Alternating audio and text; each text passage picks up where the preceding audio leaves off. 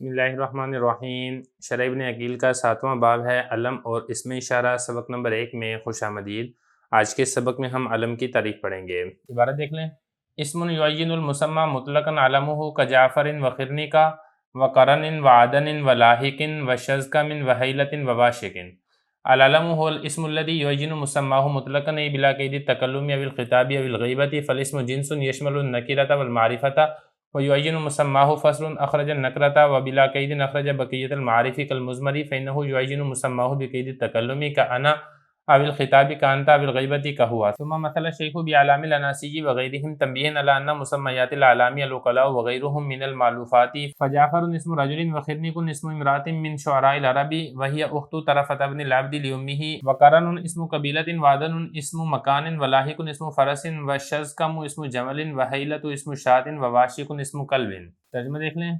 اسم وہ ہے جو اپنے مسمہ کو علی الاطلاق متعین کر دے، وہ اس کا علم ہے، جیسا کہ جعفر، خرنک، کرن، عدن، لاحق، شزکم، حیلہ اور واشق۔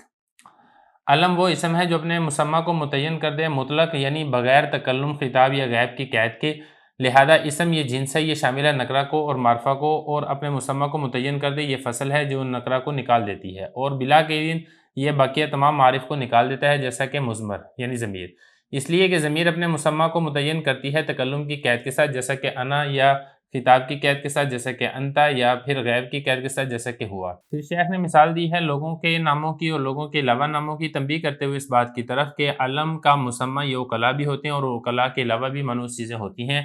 لہذا جعفر یہ آدمی کا نام ہے اور خرنک یہ عورت کا نام ہے جو کہ عرب کے شعراء میں سے ایک شاعرہ تھی، اور یہ طرفہ بن عبد کی والدہ کی جانب سے بہن تھی، اور کرن یہ قبیلے کا نام ہے، اور عدن یہ جگہ کا نام ہے، اور لاحق یہ گھوڑے کا نام ہے، اور شزکم یہ اونٹ کا نام ہے، اور حیلہ یہ بکری کا نام ہے، اور واشق یہ کتے کا نام ہے۔ عبارت ہو چکی ہے، ترجمہ ہو چکا ہے، اب چلتے ہیں اس کی تشریح کی طرف۔ علم کے بارے میں حضرت فرما رہے ہیں کہ دیکھیں علم یہ اسم ہے، اور یہ ایسا اسم ہے جو اپنے مسمہ کو متعین کرتا ہے۔ مثال کے طور پر یہ بلال، اب یہ اسم ہے اور یہ مسمہ یعنی ذات بلال کی تعیین کر رہا ہے۔ افراد تو بہت سارے ہیں، کوئی بلال ہے، کوئی بکر ہے، کوئی زید ہے، کوئی خالد ہے، لیکن جب آپ بلال بولیں گے تو جو ذات بلال ہے، جو کوئی اس کا مسمہ ہے، یہ لفظ اس کو متعین کر دے گا اپنے مسمہ کو، تو اس لفظ کو ہم کہیں گے علم۔ اب یہاں پر سوال یہ پیدا ہوتا ہے کہ جو تعیین ہے، تعیین تو ضمائر کے اندر بھی پائی جاتی ہے، جیسا کہ ہوا ہے۔ اب ہوا یہ بھی تو ایک مسمہ جو اس کا ہے، یعنی واحد مذکر غائب، اس کو متعین کر رہا ہے، یا اسی طریقے سے انتا ہے، یہ بھی اپنے مسمہ یعنی واحد مذکر مخاطب اس کو متعین کرتا ہے، یا اسی طریقے سے انا ہے، یہ ضمیر بھی تو جو اس کا مسمہ ہے یعنی واحد متکلم اس کو یہ متعین کر رہی ہے، تو ان سب کو علم کیوں نہیں کہتے ہم؟ دیکھیں آپ ان سب کو علم نہیں کہہ سکتے، ہوا کو، انتا کو، انا کو، اس کو تو آپ علم کہیں گے، کیونکہ علم کے لیے ضروری ہے کہ وہ مطلق ہو۔ مطلق کا مطلب یہ ہے کہ اس کے اندر قید نہ پائی جائے، جبکہ ان سب کے اندر قید پائی جاتی ہے۔ ہوا کے اندر غیبوبت کی قید ہے، ہوا تبھی استعمال ہوگا کہ جس کے لیے آپ لفظ استعمال کر رہے ہیں مسمہ وہ موجود نہ ہو بلکہ غائب ہو، اگر وہ موجود ہے تو آپ ہوا نہیں استعمال کر سکتے۔ اور انتا آپ اسی وقت استعمال کریں گے کہ جس وقت آپ کا وہ سامنے مخاطب موجود ہو، اگر سامنے مخاطب نہیں ہے آپ اپنے بارے میں انتا نہیں کہہ سکتے، آپ غائب کے بارے میں انتا نہیں کہہ سکتے ہیں۔ اور انا کے لیے بھی متکلم یعنی تکلم کی قید ضروری ہے، انا یہ تبھی استعمال کریں گے جب آپ اپنے بارے میں بات کریں گے، آپ مخاطب کے بارے میں نہیں کہہ سکتے ہیں، آپ غائب کے بارے میں نہیں کہہ سکتے، جبکہ یہ سارا کچھ علم کے اندر نہیں ہے۔ اب دیکھیں جو علم ہے بلال،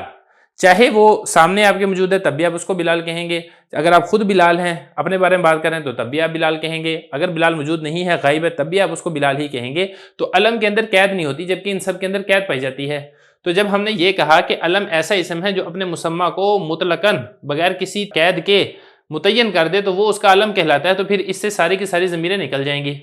اگر شرح ابن عقیل کی عبارت دیکھیں، فرما رہے ہیں کہ علم وہ اسم ہے جو اپنے مسمہ کو متعین کرتا ہے، جیسا کہ بلال یہ علم ہے اور مسمہ ذات بلال کی یہ تعین کر رہا ہے بغیر تکلم کی قید کے، جیسا کہ انا میں ہوتا ہے، بغیر خطاب کی قید میں جیسا کہ انتا میں ہوتا ہے، بغیر غیبت کی قید میں جیسا کہ ہوا میں ہوتا ہے۔ آگے دیکھیں فالاسم جنس یشمل النکرۃ والمعرفہ، اسم جنس ہے جو کہ نکرہ اور معرفہ دونوں کو شامل ہے۔ ہر تعریف کے اندر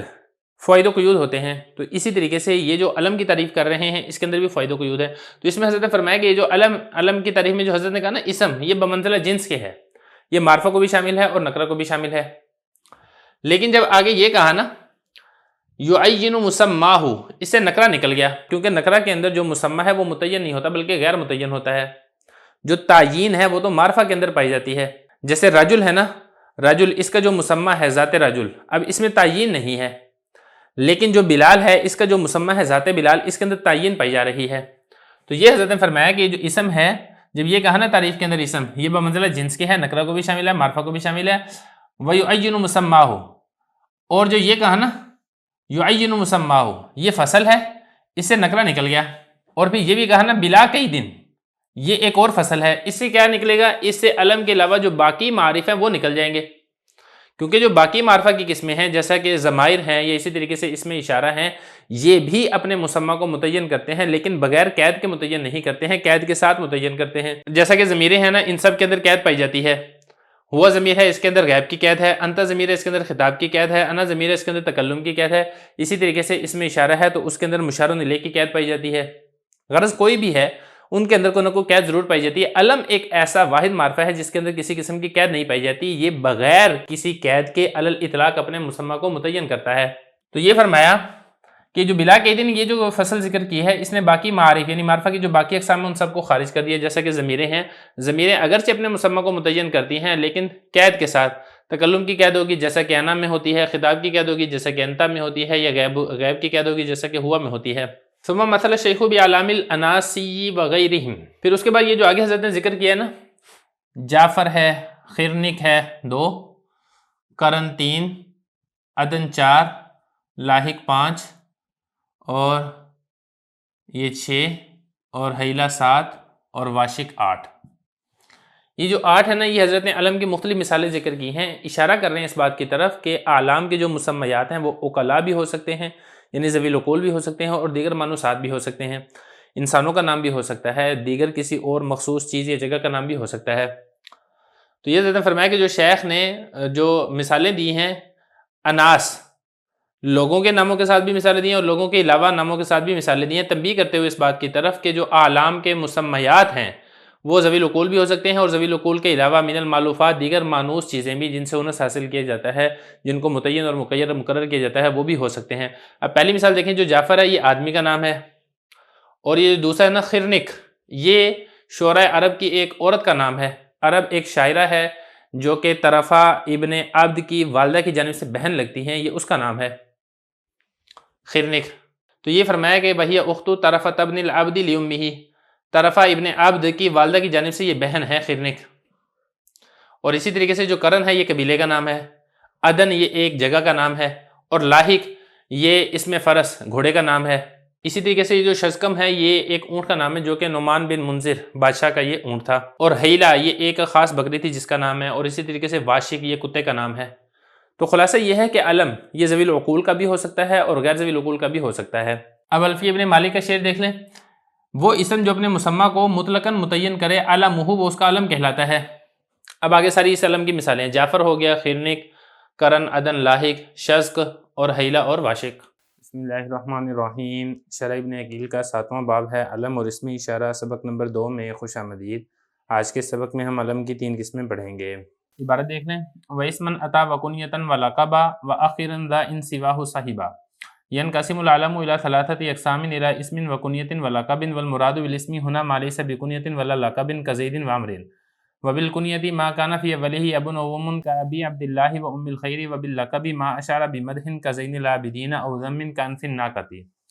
وأشار بقوله وأخيرا ذا إلى آخره إلى أن اللقب إذا صاحب الاسم وجب تأخيره كزيد أنف الناقة ولا يجوز تقديمه على الاسم، فلا تقول أنف الناقة زيد إلا قليلا، ومنه قوله بأن ذا الكلب أمرا خيرهم حسب ببطن شريان ياوي حوله الذيب، وظاهر كلام المصنف أنه يجب تأخير اللقب إذا صاحب سواه، ويدخل تحت قوله سواه الاسم والكنية،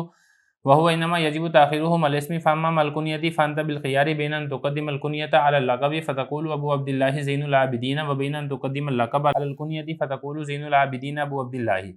ويوجد في بعض النسخ بدل قوله وأخيرا ذا إن سواه صاحبا ودا اجعل آخرا اذا اسما صاحبا، وهو احسن منه لسلامته مما ورد على هذا، فانه نص في انه يجب تاخير اللقب اذا صاحب الاسم، ومفهومه انه لا يجب ذلك مع الكنية، وهو كذلك كما تقدم، ولو قال واخرا ذا ان سواه صاحبا لما ورد عليه شيء اذ يسير التقدير، وآخر لقب اذا صاحب سوى الکنیۃ وهو الاسم فکانہ قال وآخر لقب اذا صاحب الاسم۔ ترجمہ دیکھ لیں، اور علم اسم آتا ہے، کنیت اور لقب آتا ہے، اور لقب کو مؤخر کرو اگر وہ کنیت کے علاوہ مل کر آئے۔ علم تقسیم ہوتا ہے 3 قسموں کی طرف، اسم، کنیت اور لقب کی طرف۔ اسم سے مراد یہاں پر وہ ہے جو کنیت اور لقب نہ ہو، جیسے کہ زید اور عمر، اور کنیت سے مراد وہ ہے جس کے شروع میں اب یا ہو، جیسا کہ ابو عبداللہ اور ام الخیر، اور لقب سے مراد وہ ہے جو تعریف کی خبر دے، جیسے کہ زین العابدین، یا مذمت کی خبر دے، جیسے کہ انف الناقہ۔ اور اشارہ کیا اپنے اس قول وآخراً ذا الی آخرہ سے اس بات کی طرف کہ لقب جب اسم کے ساتھ مل جائے تو پھر اس کو مؤخر کرنا واجب ہے، جیسا کہ زید انف الناقتی، اور مقدم کرنا جائز نہیں ہے اسم پر۔ آپ یہ نہیں کہہ سکتے ہیں انف الناقتی زید مگر بہت کم، اور اسی میں سے شاعر کا یہ شعر ہے، حذیل قبیلے کو بتا دو کہ ذوالقلب عمر ان میں شریف الاصل ہونے کے اعتبار سے بہتر ہے، بطن شریان میں دفن ہے جس کے گرد بھیڑیے بھونکتے ہیں۔ مصنف کے کلام کا ظاہر یہ بتاتا ہے کہ لقب کو مؤخر کرنا واجب ہے جب وہ اس کے سوا ساتھی ہو جائے، اور جب یہ والا لفظ جو ہے نا سوا ہو، اس میں داخل ہے اسم بھی اور کنیت بھی، حالانکہ جو لقب ہے اس کو مؤخر کرنا واجب ہے اسم کے ساتھ، بہرحال کنیت کے ساتھ تو آپ کو اختیار ہے اس بات میں کہ آپ کنیت کو مقدم کر دیں لقب پر، اور آپ اس طرح کہیں ابو عبداللہ زین العابدین، اور آپ کو اس بات کا بھی اختیار ہے کہ آپ لقب کو کنیت پر مقدم کر دیں اور آپ یہ کہیں زین العابدین ابو عبداللہ۔ اور بعض نسخوں میں جو یہ والے الفاظ ہیں وآخراً ذا ان سواہ صاحبہ، اس کے بدلے میں یہ والے الفاظ آئے ہیں وذا اجل آخراً اذا اسما صاحبہ، اور یہ زیادہ بہتر ہے اس لیے کہ یہ اس میں سلامتی ہے اس اعتراض سے جو وارد ہوتا ہے اس بات پر، اس لیے کہ اس میں صراحت ہوگی اس بات پر کہ لقب کو مؤخر کرنا واجب تب ہوگا جب وہ اسم کے ساتھ مل کر آئے، اور اس کا مفہوم یہ بنے گا کہ کنیت کے ساتھ مل کر آئے تو مؤخر کرنا واجب نہیں ہوگا، اور یہ بات ایسے ہی ہے جیسا کہ گزر چکی ہے۔ اور اگر اس طریقے سے کہتے ہیں وآخراً ذا ان سواہ صاحبہ تو اس پر البتہ اعتراض وارد ہوتا تھا، اس لیے کہ اس صورت کے اندر تقدیر عبارت یہ ہو جانی تھی وآخر لقب اذا صاحب سوى الکنیۃ، یعنی لقب کو مؤخر کرو جب وہ کنیت کے علاوہ کے ساتھ مل کر آئے اور وہ اسم ہے، تو گویا کہ یہ کہا ہے وآخر لقب اذا صاحب الاسم، یعنی لقب کو مؤخر کرو جب وہ اسم کے ساتھ مل کر آئے۔ عبارت ہو چکی ہے، ترجمہ ہو چکا ہے، اب چلتے ہیں اس کی تشریح کی طرف۔ شرح ابن عقیل کی عبارت پہلے دیکھ لیں، اس کے بعد پھر انشاءاللہ الفیہ ابن مالک کے شعر کو حل کریں گے۔ دیکھیں یہاں سے جو سبق ہے اس میں بتانا یہ چاہ رہے ہیں کہ علم، جس کے بارے میں آپ گزشتہ سبق میں تعریف پڑھ چکے ہیں، اس کی کل 3 قسمیں ہیں، ان میں سے ایک ہے اسم، دوسرا ہے کنیت اور تیسرا ہے لقب۔ ان تینوں کی تعریفیں دیکھ لیں تاکہ بات سمجھنی آسان ہو جائے۔ سب سے پہلے حضرت فرما رہے ہیں کہ اسم کسے کہتے ہیں؟ اسم اس کو کہتے ہیں جو ذات پر دلالت کرے اور نہ ہی وہ کنیت ہو اور نہ ہی وہ لقب ہو۔ اس کی مثال لے کر رہے ہیں جیسے کہ زید اور عمر۔ اب یہ ذرا عبارت دیکھیں، فرما رہے ہیں کہ جو علم ہے یہ تقسیم ہوتا ہے 3 قسموں کی طرف، ان میں سے ایک قسم ہے اسم، اور دوسری قسم ہے کنیت، اور تیسری قسم ہے لقب۔ اب اسم سے مراد کیا ہے تو بتا رہے ہیں کہ اسم سے مراد وہ ہے مالی سے بکنیت ولا لقب، جو کنیت بھی نہ ہو اور لقب بھی نہ ہو، جیسا کہ زید ہے اور عمر ہے، یہ اسم ہے، یہ کنیت بھی نہیں ہے اور لقب بھی نہیں ہے۔ دوسرے نمبر پر حضرت کنیت کی تعریف کر رہے ہیں۔ کنیت اس کو کہتے ہیں کہ جس کے شروع میں اب ہو، مراد یہ ہے کہ شروع میں وہ علم ہو جس میں ترکیب اضافی ہو، ترکیب اسنادی نہ ہو۔ بہرحال یہ نحو کی بات ہے، یعنی مرکب اضافی مضاف مضاف الیہ بنتے ہوں، مسند مسند الیہ نہ بنتے ہوں، جیسا کہ ابو عبداللہ۔ اب دیکھیں اس کے شروع کے اندر اب ہے، یا پھر یہ ہے کہ اس کے شروع کے اندر ہو، جیسا کہ ام الخیر حضرت عائشہ رضی اللہ عنہ کی کنیت ہے، یا اسی طریقے سے شروع کے اندر ابن بھی آ سکتا ہے، بنت بھی آ سکتا ہے، ام بھی آ سکتا ہے، اماں بھی آ سکتا ہے، اخت بھی آ سکتا ہے، خال بھی آ سکتا ہے، خالہ بھی آ سکتا ہے، ان میں سے کوئی بھی اسم شروع کے اندر آ سکتا ہے۔ تو یہ فرمایا کہ کنیت جو دوسری قسم علم کی وہ کنیت ہے۔ کنیت کس کو کہتے ہیں؟ جس کے شروع میں اب ہو یا ہو۔ باقی حضرت نے ذکر نہیں کیا، لیکن میں آپ کو بتا چکا ہوں کہ ابن، بنت، اخ، اخت، خال، خالہ وغیرہ یہ بھی آ سکتے ہیں، جیسے کہ ابو عبداللہ۔ اب یہاں پہ دیکھیں عبداللہ کی شروع کے اندر ابو آ گیا ہے تو اس کو ہم کہیں گے کنیت۔ اسی طریقے سے خیر کی شروع میں آ گیا ہے، اس کو بھی ہم کہیں گے کنیت۔ یہ ہوگی دوسری قسم علم کی۔ اب تیسرے نمبر پر دیکھیں لقب۔ لقب کی تعریف کرتے ہوئے حضرت فرما رہے معاشر بمدحن، جو تعریف کی خبر دے، او ضمن یا مذمت کی خبر دے۔ اصل میں یہ ایسا لفظ ہوتا ہے جس کے ذریعے سے یا تو کسی کی تعریف کی جاتی ہے یا کسی کی برائی اور مذمت کی جاتی ہے۔ تعریف کی مثال ہے جیسے کہ زین العابدین، یہ لقب ہے کس کا؟ حضرت علی بن حسین بن علی بن طالب رضی اللہ عنہ کا، یعنی وہ بہت زیادہ عبادت کرتے تھے اور بہت خوبصورتی سے عبادت کرتے تھے، تو ان کا یہ لقب پڑ گیا تھا کہ یہ عبادت کرنے والوں کی زینت اور خوبصورتی ہے۔ مذمت کی مثال دیکھیں جیسے انف الناقہ، یہ لقب ہے جعفر بن کری کا۔ اس کے والد نے ایک اونٹنی کو اپنی بیویوں کے درمیان تقسیم کیا تو یہ آیا اپنے باپ کے پاس تاکہ اپنی والدہ کا حصہ لے لے، تو اس نے جب آ کے دیکھا تو صرف سر بچا تھا، تو اس نے ناک کو پکڑ کے کھینچا، تو پھر اس سے اس کا لقب پڑ گیا انف الناقہ، یعنی اونٹنی کا ناک۔ تو یہ مذمت کے طور پہ یہاں پر یہ لقب استعمال کیا جا رہا ہے۔ آگے دیکھیں وَأَخِرًا ذَا إِلَىٰ آخِرِهِ أَنَّ الْلَقَبَ إِذَا صَاحِبَ الْاسْمَ۔ دیکھیں بتانا یہ چاہتے ہیں کہ لقب اگر کنیت کے علاوہ مل کر آئے، یعنی اسم کے ساتھ اگر مل کر آتا ہے، تو پھر اس صورت کے اندر اسم کو مقدم کرنا اور لقب کو مؤخر کرنا یہ ضروری ہے۔ وجہ یہ ہے کہ لقب یہ بمنزلہ صفت کے ہے، جس طریقے سے صفت کے ذریعے خبر دی جاتی ہے بالکل ایسے ہی لقب کے ذریعے بھی خبر دی جاتی ہے، اور جس طرح صفت کو موصوف پر مقدم کرنا جائز نہیں ہے، بالکل ایسے ہی لقب کی تقدیم یہ بھی اسم کے اوپر جائز نہیں ہے، لیکن یہ اس صورت کے اندر ہے جس صورت کے اندر لقب یہ مشہور نہ ہو۔ اگر لقب مشہور ہو تو پھر کثرت کے ساتھ لقب کو بھی اسم کے اوپر مقدم کر دیا جاتا ہے، جیسے کہ قرآن مجید کے اندر ارشاد ہے انما المسیح عیسی ابن مریم۔ اب یہاں پہ دیکھیں مسیح یہ لقب ہے جو کہ عیسی ابن مریم جو کہ اسم ہے، اس کے اوپر اس کو مقدم کیا جا رہا ہے۔ اور اگر لقب مقدم نہ ہو تو پھر اس صورت کے اندر لقب یہ اسم پر مقدم نہیں ہوتا ہے، لیکن بہت کم صورتیں ایسی ہیں جس صورتوں کے اندر لقب مشہور نہ ہونے کے باوجود بھی اسم کے اوپر مقدم ہو جاتا ہے، جس کے اوپر شاعر ایک شعر لے کر آئے ہیں۔ اب ذرا عبارت دیکھیں، فرما رہے ہیں وَأَخِرًا ذَا، اس سے اشارہ کر رہے ہیں اس بات کی طرف کہ لقب جب یہ اسم کے ساتھ مل کر آتا ہے وجب تاخیرہ، تو اس کو مؤخر کرنا واجب ہے، یعنی یہ لقب مؤخر ہوگا اور اسم یہ مقدم ہوگا۔ اس کی مثال دیکھ لیں، جیسے کہ زید انف الناقہ۔ اب یہاں پہ دیکھیں زید یہ اسم ہے اور انف الناقہ یہ لقب ہے، ہم نے لقب کو مؤخر کیا ہے اور اسم کو مقدم کیا ہے۔ ولا یجوز تقدیمہ علی الاسم، اور لقب کا اسم پر مقدم کرنا جائز نہیں ہے۔ فلا تقولوا، آپ اس طریقے سے نہیں کہہ سکتے ہیں انف الناقۃ زید الا قلیلا، مگر بہت کم صورتیں ہیں جن صورتوں کے اندر غیر مشہور ہونے کے باوجود بھی لقب اسم پر مقدم ہو جاتا ہے۔ اسی میں سے شاعر کا یہ والا شعر ہے۔ شعر کا ترجمہ میں آپ کو پہلے بھی بتا چکا ہوں کہ حذیل قبیلے کو بتا دو کہ ذوالکلب عمر جو حسب کے اعتبار سے، خاندانی شرافت کے اعتبار سے ان سے بہتر ہے، بطن شریان میں وہ دفن ہے جس کے ارد گرد بھیڑیے بھونک رہے ہیں۔ یہ اس کا ترجمہ ہے۔ اب اس میں تھوڑا سا مطلب سمجھ لیں۔ اس میں پہلا لفظ دیکھیں ذوالکلب، یہ حالت نسبی کے اندر ہے اور یہ ان کا اسم واقع ہو رہا ہے، اور یہ امر کا لقب ہے، یہ جو ہے نا امر، یہ اس کا لقب ہے۔ تو اب یہاں پہ دیکھیں امر یہ اسم ہے جو کہ مؤخر ہے، اور لقب اور یہ اسم کے اوپر مقدم اس کو کیا جا رہا ہے۔ اور دوسری بات یہاں پہ یہ سمجھے کہ جو بطن شریان ہے یہ اس جگہ کا نام ہے جہاں پر امر کو دفن کیا گیا ہے۔ اور آگے لفظ دیکھیں یعوی، اس کا مطلب ہوتا ہے بھونکنا۔ حول اس کو کہتے ہیں ارد گرد کو، اور الذیب یہ کہا جاتا ہے بھیڑیے کو۔ اس کو الذئب حمزہ کے ساتھ بھی پڑھا جاتا ہے اور اس کو الذیب یا کے ساتھ بھی پڑھا جاتا ہے۔ یعوی حولہ الذیب یہ موت سے کنایہ ہے۔ مطلب کہنے کا یہ ہے کہ جو ذوالکلب امر ہے یہ زندہ باقی نہیں رہا ہے، بلکہ وفات پا کر بطن شریان نامی جگہ کے اندر دفن ہو چکا ہے۔ محلے استشہاد میں آپ کو بتا چکا ہوں کہ یہاں پہ دیکھیں ذوالکلب یہ لقب ہے اور امر یہ اسم ہے، اور لقب غیر مشہور ہونے کے باوجود اسم کے اوپر اس کو مقدم کیا جا رہا ہے۔ آگے دیکھیں وظاہر کلام المصنف انہ یجب تاخیر اللقب، دیکھیں یہ جو ہے نا متن کا شعر، وَأَخِرًا ذَا إِن سِوَاهُ صَاحِبًا، اخیراً مؤخر کرو ذا اس کو، کس کو؟ اس لقب کو، ان سواہو اگر وہ اس کے علاوہ کے ساتھ مل کر آتا ہے۔ یہ جو سواہو میں ہو ضمیر ہے اس کا مرجع کیا ہے؟ دیکھیں بظاہر کلام سے یہ لگ رہا ہے کہ سواہو کے اندر جو ہو ضمیر ہے اس کا مرجع ہے لقب، تو مطلب اس عبارت کا یہ بنے گا کہ اگر لقب کے علاوہ مل کر آتا ہے، یعنی یا تو وہ اسم کے ساتھ مل کر آتا ہے یا کنیت کے ساتھ مل کر آتا ہے، تو پھر اس صورت کے اندر لقب کو مؤخر کیا جائے گا۔ تو حضرت فرما رہے ہیں شارح ابن عقیل کی یہ والی بات درست نہیں ہے۔ دیکھیں ذرا، یہ فرما رہے ہیں کہ مصنف رحمۃ اللہ علیہ کے کلام کا ظاہر یہ بتاتا ہے کہ لقب کو مؤخر کرنا واجب ہے اذا صحب سواہ،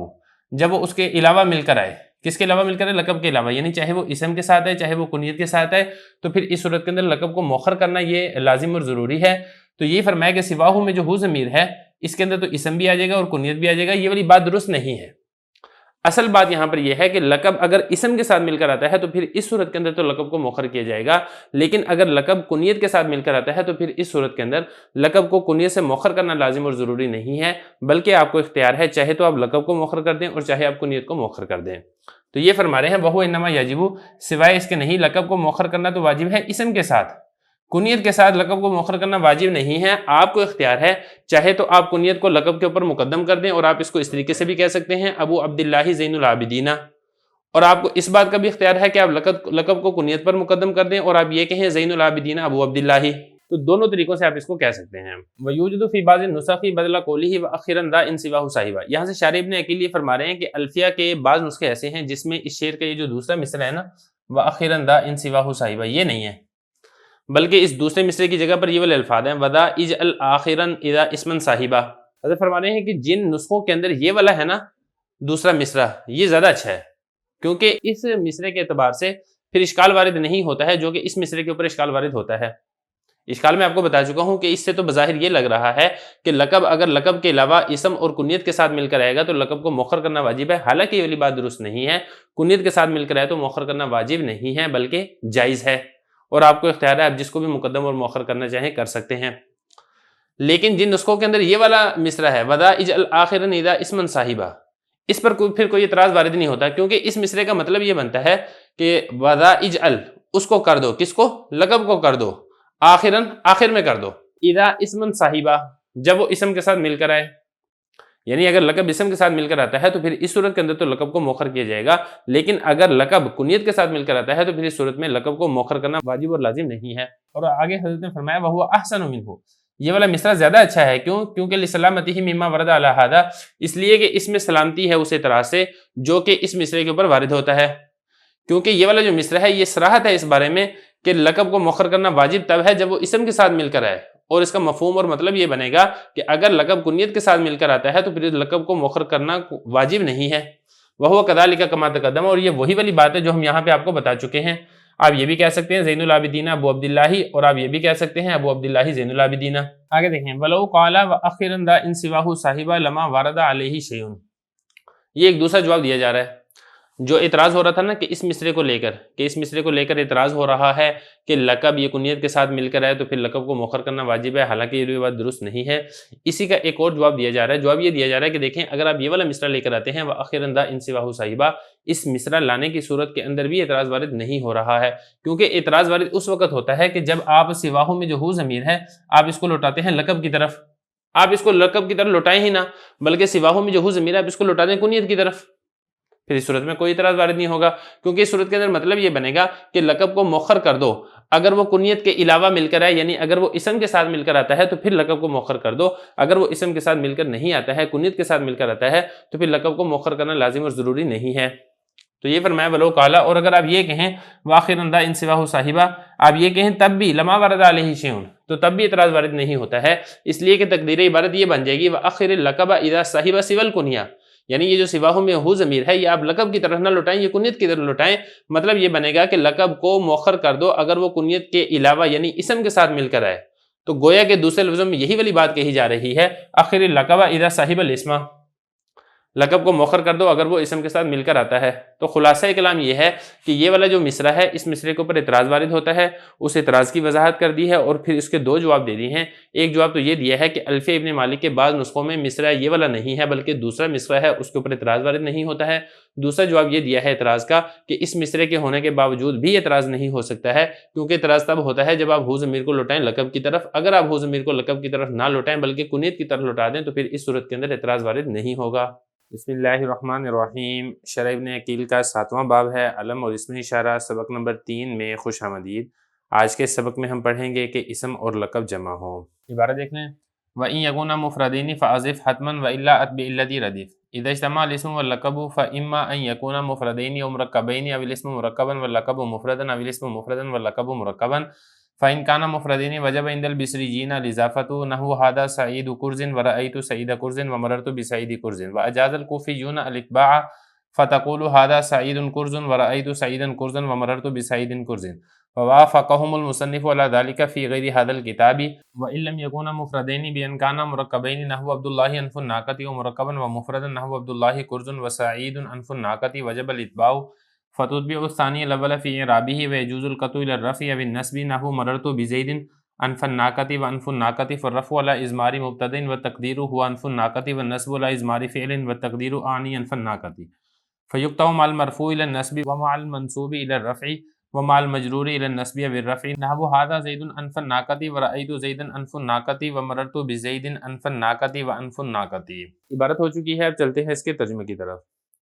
اور اگر وہ دونوں مفرد ہوں تو یقینی طور پر مضاف کرو، وگرنہ تابع کر دو اس کے جو ردیف ہو یعنی بعد میں آئے۔ جب اسم اور لقب جمع ہو جائیں تو بہرحال یا تو دونوں مفرد ہوں گے یا مرکب ہوں گے، یا اسم مرکب اور لقب مفرد ہوگا یا اسم مفرد اور لقب مرکب ہوگا۔ اگر تو دونوں مفرد ہوں تو بصریوں کے نزدیک اضافت واجب ہے، جیسے ہاذا سعید کرزن رأیت سعید کرزن ومررت بسعید کرزن، اور کوفیوں نے جائز قرار دیا ہے اتباع کو، اور کوفی یہ کہتے ہیں ہاذا سعید کرزن رأیت سعید کرزن مررت بسعید کرزن، اور مصنف نے اسی کی موافقت کی ہے اس کتاب کے علاوہ میں۔ اور اگر وہ دونوں مفرد نہ ہو بھائی طور کے دونوں مرکب ہو جیسے عبداللہ انف الناقہ، یا مرکب اور مفرد ہو جیسے عبداللہ کرزن سعید انف الناقہ، تو پھر اتباع واجب ہے، ثانی اول کے تابع ہوگا اعراب میں۔ اور یہ بھی جائز ہے کہ رفع کی طرف اور نصب کی طرف کاٹ کر لے جایا جائے، جیسے مررت بزید انف الناقہ بھی پڑھ سکتے ہیں اور انف الناقہ بھی پڑھ سکتے ہیں۔ رفع تو اس صورت میں کہ یہاں پر مبتدا مضمر ہوگا اور تقدیر عبارت یہ ہوگی ہوا انف الناقہ، اور نصب اس لیے کہ یہاں پر فعل مضمر ہوگا اور تقدیر عبارت ہوگی آنی انف الناقہ، لہذا اس کو کاٹ دیا جائے گا مرفوع سے نصب کی طرف اور منصوب سے رفع کی طرف اور مجرور سے نصب اور رفع کی طرف، جیسے کہ ھذا زید انف الناقہ رأیت زیدا انف الناقہ مررت بزید انف الناقہ وانف الناقہ۔ عبارت ہو چکی ہے، ترجمہ ہو چکا ہے، اب چلتے ہیں اس کی تشریح کی طرف۔ دیکھیں مسئلہ یہاں پر یہ بتایا جا رہا ہے کہ اگر اسم اور لقب دونوں جمع ہو جائیں تو پھر اس کی مختلف صورتیں ہیں۔ ایک صورت تو یہ ہے کہ دونوں مفرد ہوں گے، مفرد سے مراد یہ ہے کہ جو مفرد ہو یعنی مرکب نہ ہو، یا پھر دوسری صورت یہ ہے کہ دونوں مرکب ہوں گے، اور تیسری صورت یہ ہے کہ اسم مرکب ہوگا اور لقب مفرد ہوگا۔ ان تینوں کے کیا احکامات ہیں وہ سارے کے سارے انشاءاللہ آج کے سبق کے اندر آئیں گے۔ تو سب سے پہلا مسئلہ آپ یہ سمجھیں کہ اگر کسی جگہ پر اسم مفرد آ جائے اور اس کے ساتھ ساتھ لقب بھی مفرد آ جائے تو اس سلسلے کے اندر بصری اور کوفیوں میں اختلاف ہے۔ بصری حضرات یہاں پر یہ فرماتے ہیں کہ اضافت واجب ہے۔ بصری یہ کہتے ہیں کہ جیسے یہ ہے نا، ہذا سعید کرزن، اب یہ دیکھیں سعید یہ اسم ہے مفرد ہے، اور کرز یہ لقب ہے یہ بھی مفرد ہے، تو بصری کہتے ہیں کہ یہاں پر اضافت واجب ہے، یعنی سعید کو آپ مضاف بنائیں گے اور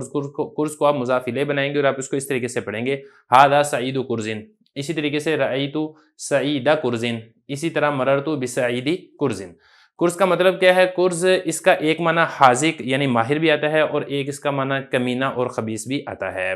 جبکہ کوفی یہ کہتے ہیں کہ اس صورت میں یعنی جب اسم اور لقب دونوں مفرد آ جائے تو پھر لقب کو اسم کے تابع کرنا بھی جائز ہے، یعنی جس طریقے سے آپ نے پہلے اسم کو تابع کیا ہے، اس کے اوپر رفع لے کر آئے ہیں، نصب لے کر آئے ہیں، جر لے کر آئے ہیں، تو دوسرا یعنی جو لقب ہے اس کے اوپر بھی آپ ایسے ہی رفع نصب اور جر لا سکتے ہیں پہلے کے تابع کرتے ہوئے۔ مثال کے طور پہ کوفی یہ کہتے ہیں کہ آپ اس کو ایسے پڑھ سکتے ہیں ھذا سعید کرزن،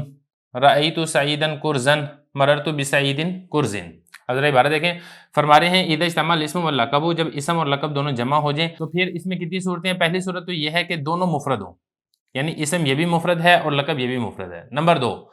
اسم اور لقب دونوں مرکب ہوں، 2 ہو گئے۔ نمبر 3، اسم مرکب ہو اور لقب مفرد ہو۔ نمبر 4، اسم مفرد ہو اور لقب مرکب ہو۔ 4 صورتیں ہوں گی۔ اب ان چاروں کا حکم کیا وہ ایک ایک کر کے آئے گا۔ نمبر 1 دیکھیں، فَإِنْ كَانَ مُفْرَدَيْنِ، اگر دونوں مفرد ہوں یعنی اسم یہ بھی مفرد ہے اور لقب یہ بھی مفرد ہے تو بصری حضرات کے نزدیک اضافت واجب ہے، یعنی اسم کو آپ مضاف بنائیں گے، لقب کو آپ مضاف الیہ بنائیں گے، جیسے ھذا سعید کرزن، رأیت سعید کرزن، مررت بسعید کرزن۔ اور کوفی جائز قرار دیتے ہیں اتباع کو، یعنی جو دوسرا اسم ہے،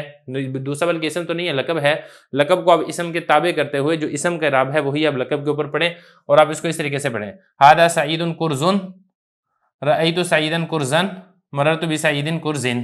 وافقهم المصنف على ذلك في غير هذا الكتاب، اور مصنف رحمۃ اللہ علیہ نے کوفیوں کی اتباع کی ہے، کوفیوں کی موافقت کی ہے اس کتاب کے علاوہ، مطلب کوئی اور کتاب ہے جس کتاب کے اندر مصنف رحمہ اللہ تعالیٰ یعنی جو امام محمد رحمۃ اللہ علیہ جنہوں نے الفیہ ابن مالک لکھی ہے، انہوں نے کوفیوں کے مذہب کی ترجیح کی ہے، کوفیوں کے مذہب کی تائید اور ان کی موافقت کی ہے، اور یہ کہا ہے کہ اتباع یہ جائز اور درست ہے۔ تو یہ فرمایا کہ مصنف نے اسی بات کی موافقت کی ہے فی غیر ھذا الکتاب، اس الفیہ ابن مالک کے علاوہ کسی اور کتاب کے اندر۔ وَإِن لَمْ يَكُونَا مُفْرَدَيْنِ، ایک صورت ہم پڑھ چکے ہیں کہ اسم اور لقب دونوں مفرد ہوں، یہ ساری تفصیل گزر چکی ہے۔ باقی جو 3 صورتیں ہیں ان کا حکم یہاں پہ ذکر کر رہے ہیں۔ 3 صورتیں کیا ہیں کہ دونوں مرکب ہوں، یعنی اسم یہ بھی مرکب ہے اور لقب یہ بھی مرکب ہے۔ دوسری صورت یہ ہے کہ اسم مرکب ہے اور لقب مفرد ہے، اور تیسری صورت یہ ہے کہ اسم مفرد ہے اور لقب مرکب ہے۔ ان تینوں صورتوں کا حکم ایک ہی ہے۔ ان تینوں صورتوں کا حکم یہ ہے کہ جو دوسرا ہے یعنی لقب، یہ اول کے تابع ہوگا، یعنی اول جو اسم ہے اگر وہ مرفوع ہے تو لقب کے اوپر بھی رفع آئے گا، اگر اسم منصوب ہے تو لقب کے اوپر بھی نصب آئے گا، اور اگر اسم مجرور ہے تو لقب کے اوپر بھی جر آئے گا۔ جیسے یہ ہے نا عبداللہ انف الناقہ، بلکہ عبداللہ کے بجائے زید مثال دیکھیں، ہوا زید انف الناقہ، اب یہ دیکھیں زید کے اوپر رفع ہے تو یہ جو انف لقب ہے یہ مرکب ہے، یہ اسم یہاں پہ مفرد ہے، تو یہ اسی اپنے اسم کے تابع ہوگا اور اس کے اوپر بھی رفع آئے گا، اور ہم اس کو پڑھیں گے ہوا زید انف الناقہ۔ یہ اسی طریقے سے رأیت زیدن، اس کے اوپر نصب ہے تو اس کے بعد جو لقب ہے اس کے اوپر بھی آپ نصب پڑھیں گے اور آپ اس کو پڑھیں گے انف الناقہ۔ یا اسی طریقے سے حالت جرے میں مررت بزیدن، اس پر جر ہے تو اس کے بعد جو انف ہے یہ بھی زید کے تابع ہوگا اور اس کے اوپر بھی جر ہوگا۔ لیکن اس کے اندر ایک اور تعویل بھی ہو سکتی ہے۔ تعویل اس کے اندر آپ یہ کر سکتے ہیں کہ اگر مرفوع ہے تو مرفوع میں تعویل کر کے اس کو منصوب بھی پڑھ سکتے ہیں، منصوب ہے تو منصوب میں تعویل کر کے آپ اس کو مرفوع بھی پڑھ سکتے ہیں، یا اسی طریقے سے اگر مجرور ہے تو مجرور کے اندر بھی تعویل کر کے اس کو مرفوع یا منصوب دونوں پڑھا جا سکتا ہے۔ مثال کے طور پہ یہاں پہ دیکھیں، اس کے اوپر تو رفع آپ نے پڑھنا ہے ہوا زید انف الناقہ، لیکن یہ جو انف ہے اس کے اندر آپ تعویل کر کے آپ اس کو نصب بھی پڑھ سکتے ہیں اور آپ اس کو یہ بھی پڑھ سکتے ہیں ہوا زید انف الناقہ۔ جب ہم اس کے اندر تعویل کریں گے تو اس میں یہاں پر ہم آنی فعل محذوف نکالیں گے اور یہ جو انف الناقہ ہے اس کو ہم اس کا مفعول بنائیں گے۔ یا اسی طریقے سے حالت نصبی میں دیکھیں رأیت زیدن انف الناقہ، اب اس کے اوپر نصب ہے کیونکہ یہ زید کے تابع ہے، لیکن اس کے اندر آپ تعویل کر کے آپ اس کو مرفوع بھی پڑھ سکتے ہیں رأیت زیدن انف الناقہ۔ جس وقت آپ تعویل کریں گے تو اب یہاں پر اس کو خبر بنائیں گے ہوا مبتدا محذوف کی، یعنی رأیت زیدن ہوا انف الناقہ۔ حالت جری میں بھی ایسے ہی ہے، مررت بزید انف الناقہ ہے، آپ اس میں تعویل کر کے اب اس کے اوپر رفع بھی پڑھ سکتے ہیں مررت بزید انف الناقہ۔ جب رفع پڑھیں گے تو اس میں ہوا ضمیر آپ محذوف نکالیں گے جس کو آپ اس کی خبر بنائیں گے، یعنی انف الناقہ کو آپ ہوا کی خبر بنائیں گے، اور آپ اس کے اوپر نصب بھی پڑھ سکتے ہیں، مررت بزید انف الناقہ۔ نصب اگر آپ پڑھیں گے تو یہاں پر آپ آنی فعل کے لیے آپ اس کو مفعول بنائیں گے۔ تو خلاصہ کلام یہ ہے کہ اصل تو یہ ہے کہ ثانی اول کے تابع ہوتا ہے، لیکن تعویل کر کے مرفوع کی جگہ پر منصوب اور منصوب کی جگہ پر مرفوع بھی پڑھا جا سکتا ہے، اور مجرور ہونے کی حالت میں اس کے اوپر مرفوع اور منصوب بھی تعویل کر کے اس کو پڑھا جا سکتا ہے۔ اب ذرا عبارت دیکھیں، فرما رہے ہیں وَإِلَّمْ يَكُونَا مُفْرَدَيْنِ، اگر وہ دونوں مفرد نہ ہوں، یعنی اسم اور لقب بہی طور کے دونوں مرکب ہو، جیسے عبداللہ انف الناقہ،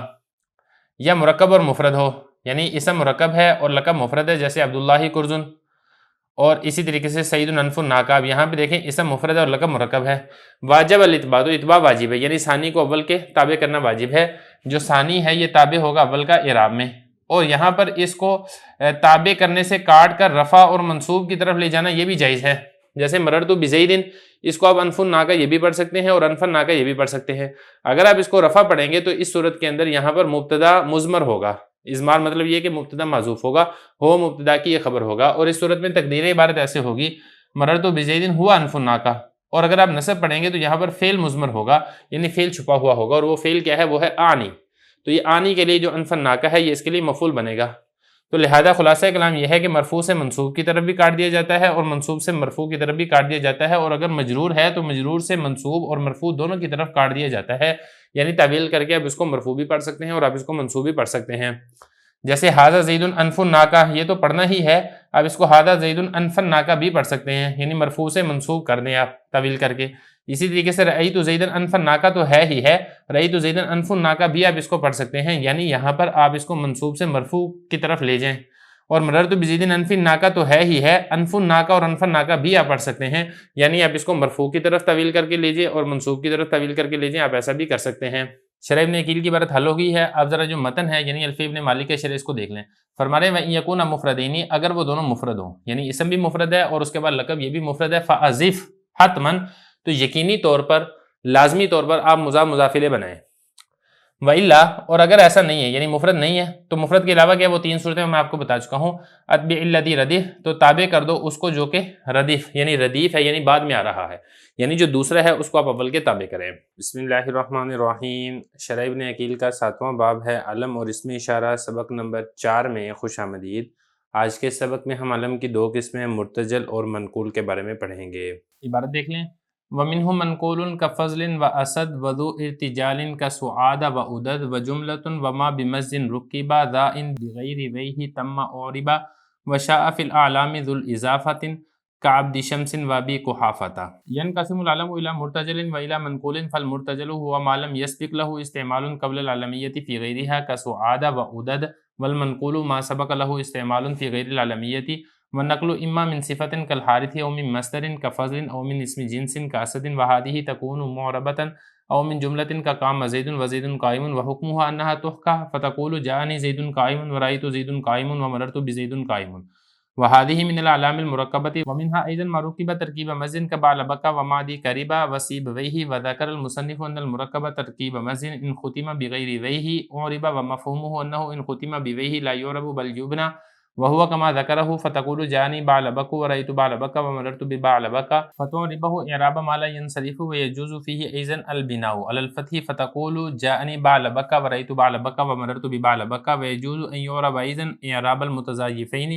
فتقول جاءني حضر موت ورأيت حضر موت ومررت بحضر موت، وتقول فيما ختم بويه جاءني سيبويه ورأيت سيبويه ومررت بسيبويه، ومنها ما ركب تركيب إضافة كعبد شمس وأبي قحافة وهو معرب، فتقول جاءني عبد شمس وأبو قحافة ورأيت عبد شمس وأبا قحافة ومررت بعبد شمس وأبي قحافة، ونبه بالمثالين إلى أن الجزء الأول يكون معربا بالحركات كعبد وبالحروف كأبي، وأن الجزء الثاني یکون منصرفا کشمس وغیر منصرف کقحافة۔ ترجمہ دیکھ لیں، اور علم میں سے بعض منقول ہیں جیسے کہ فضل اور اسد، اور ارتجال والے یعنی مرتجل ہیں جیسے کہ سعاد اور عدد، اور علم میں سے جملے ہیں اور وہ ہیں جو مرکب امتزاجی ہوں، اگر وہ وہ کے علاوہ ہوں تو پھر معرب ہوں گے، اور اعلام میں اضافت والے بھی پھیلے ہوئے ہیں جیسے کہ عبد شمس اور ابو قحافہ۔ علم تقسیم ہوتا ہے مرتجل اور منقول کی طرف۔ مرتجل وہ ہے جس میں علمیت کے علاوہ استعمال سبقت نہ لے گیا ہو اس کے علاوہ میں، جیسے کہ سعاد اور عدد، اور منقول وہ ہے جس میں علمیت کے علاوہ استعمال سبقت لے گیا ہو، اور یہ منقول یا تو صفت سے ہوگا جیسا کہ حارث، یا مصدر سے ہوگا جیسا کہ فضل، یا اسم جنس سے ہوگا جیسا کہ اسد، اور یہ معرب ہوتے ہیں یہ جملہ سے ہوگا جیسا کہ قام زید اور زید قائم، اور اس کا حکم یہ ہے کہ اس کو حکایت کی جائے گی اور آپ کہیں گے جانی زید قائم، رأیت زید قائم، مررت بزید قائم، اور یہ اعلام مرکبہ میں سے ہے، اور اعلام مرکبہ میں سے وہ ہیں جو ترکیب امتزاجی سے مرکب ہو جیسا کہ بالبک اور مادی کرب اور سیبوے۔ مصنف نے ذکر کیا ہے کہ مرکب ترکیب امتزاجی کے ساتھ اگر وہ وہ کے علاوہ ختم ہو تو یہ معرب ہوگا، اور مفہوم اس کا یہ ہے کہ اگر وہ کے ساتھ ختم ہو تو معرب نہیں بلکہ مبنی ہوگا، اور یہ ایسے ہی ہے جیسے کہ مصنف نے ذکر کیا۔ آپ اس کو اس طریقے سے کہیں گے جانی بالبکو رأیت بالبکا مررت ببالبکا، آپ اس پر اعراب لے کر آئیں گے غیر منصرف والا اعراب، اور آپ اس میں مبنی بر فتح پڑھنا بھی جائز ہے۔ آپ اس طریقے سے بھی کہہ سکتے ہیں جانی بالبکا رأیت بالبکا مررت ببالبکا، اور یہ بھی جائز ہے آپ اس میں مضاف مضاف الیہ والا اعراب پڑھیں، اور آپ اس کو اس طریقے سے پڑھیں جانی حضر موتن رأیت حضر موتن مررت بحضر موتن،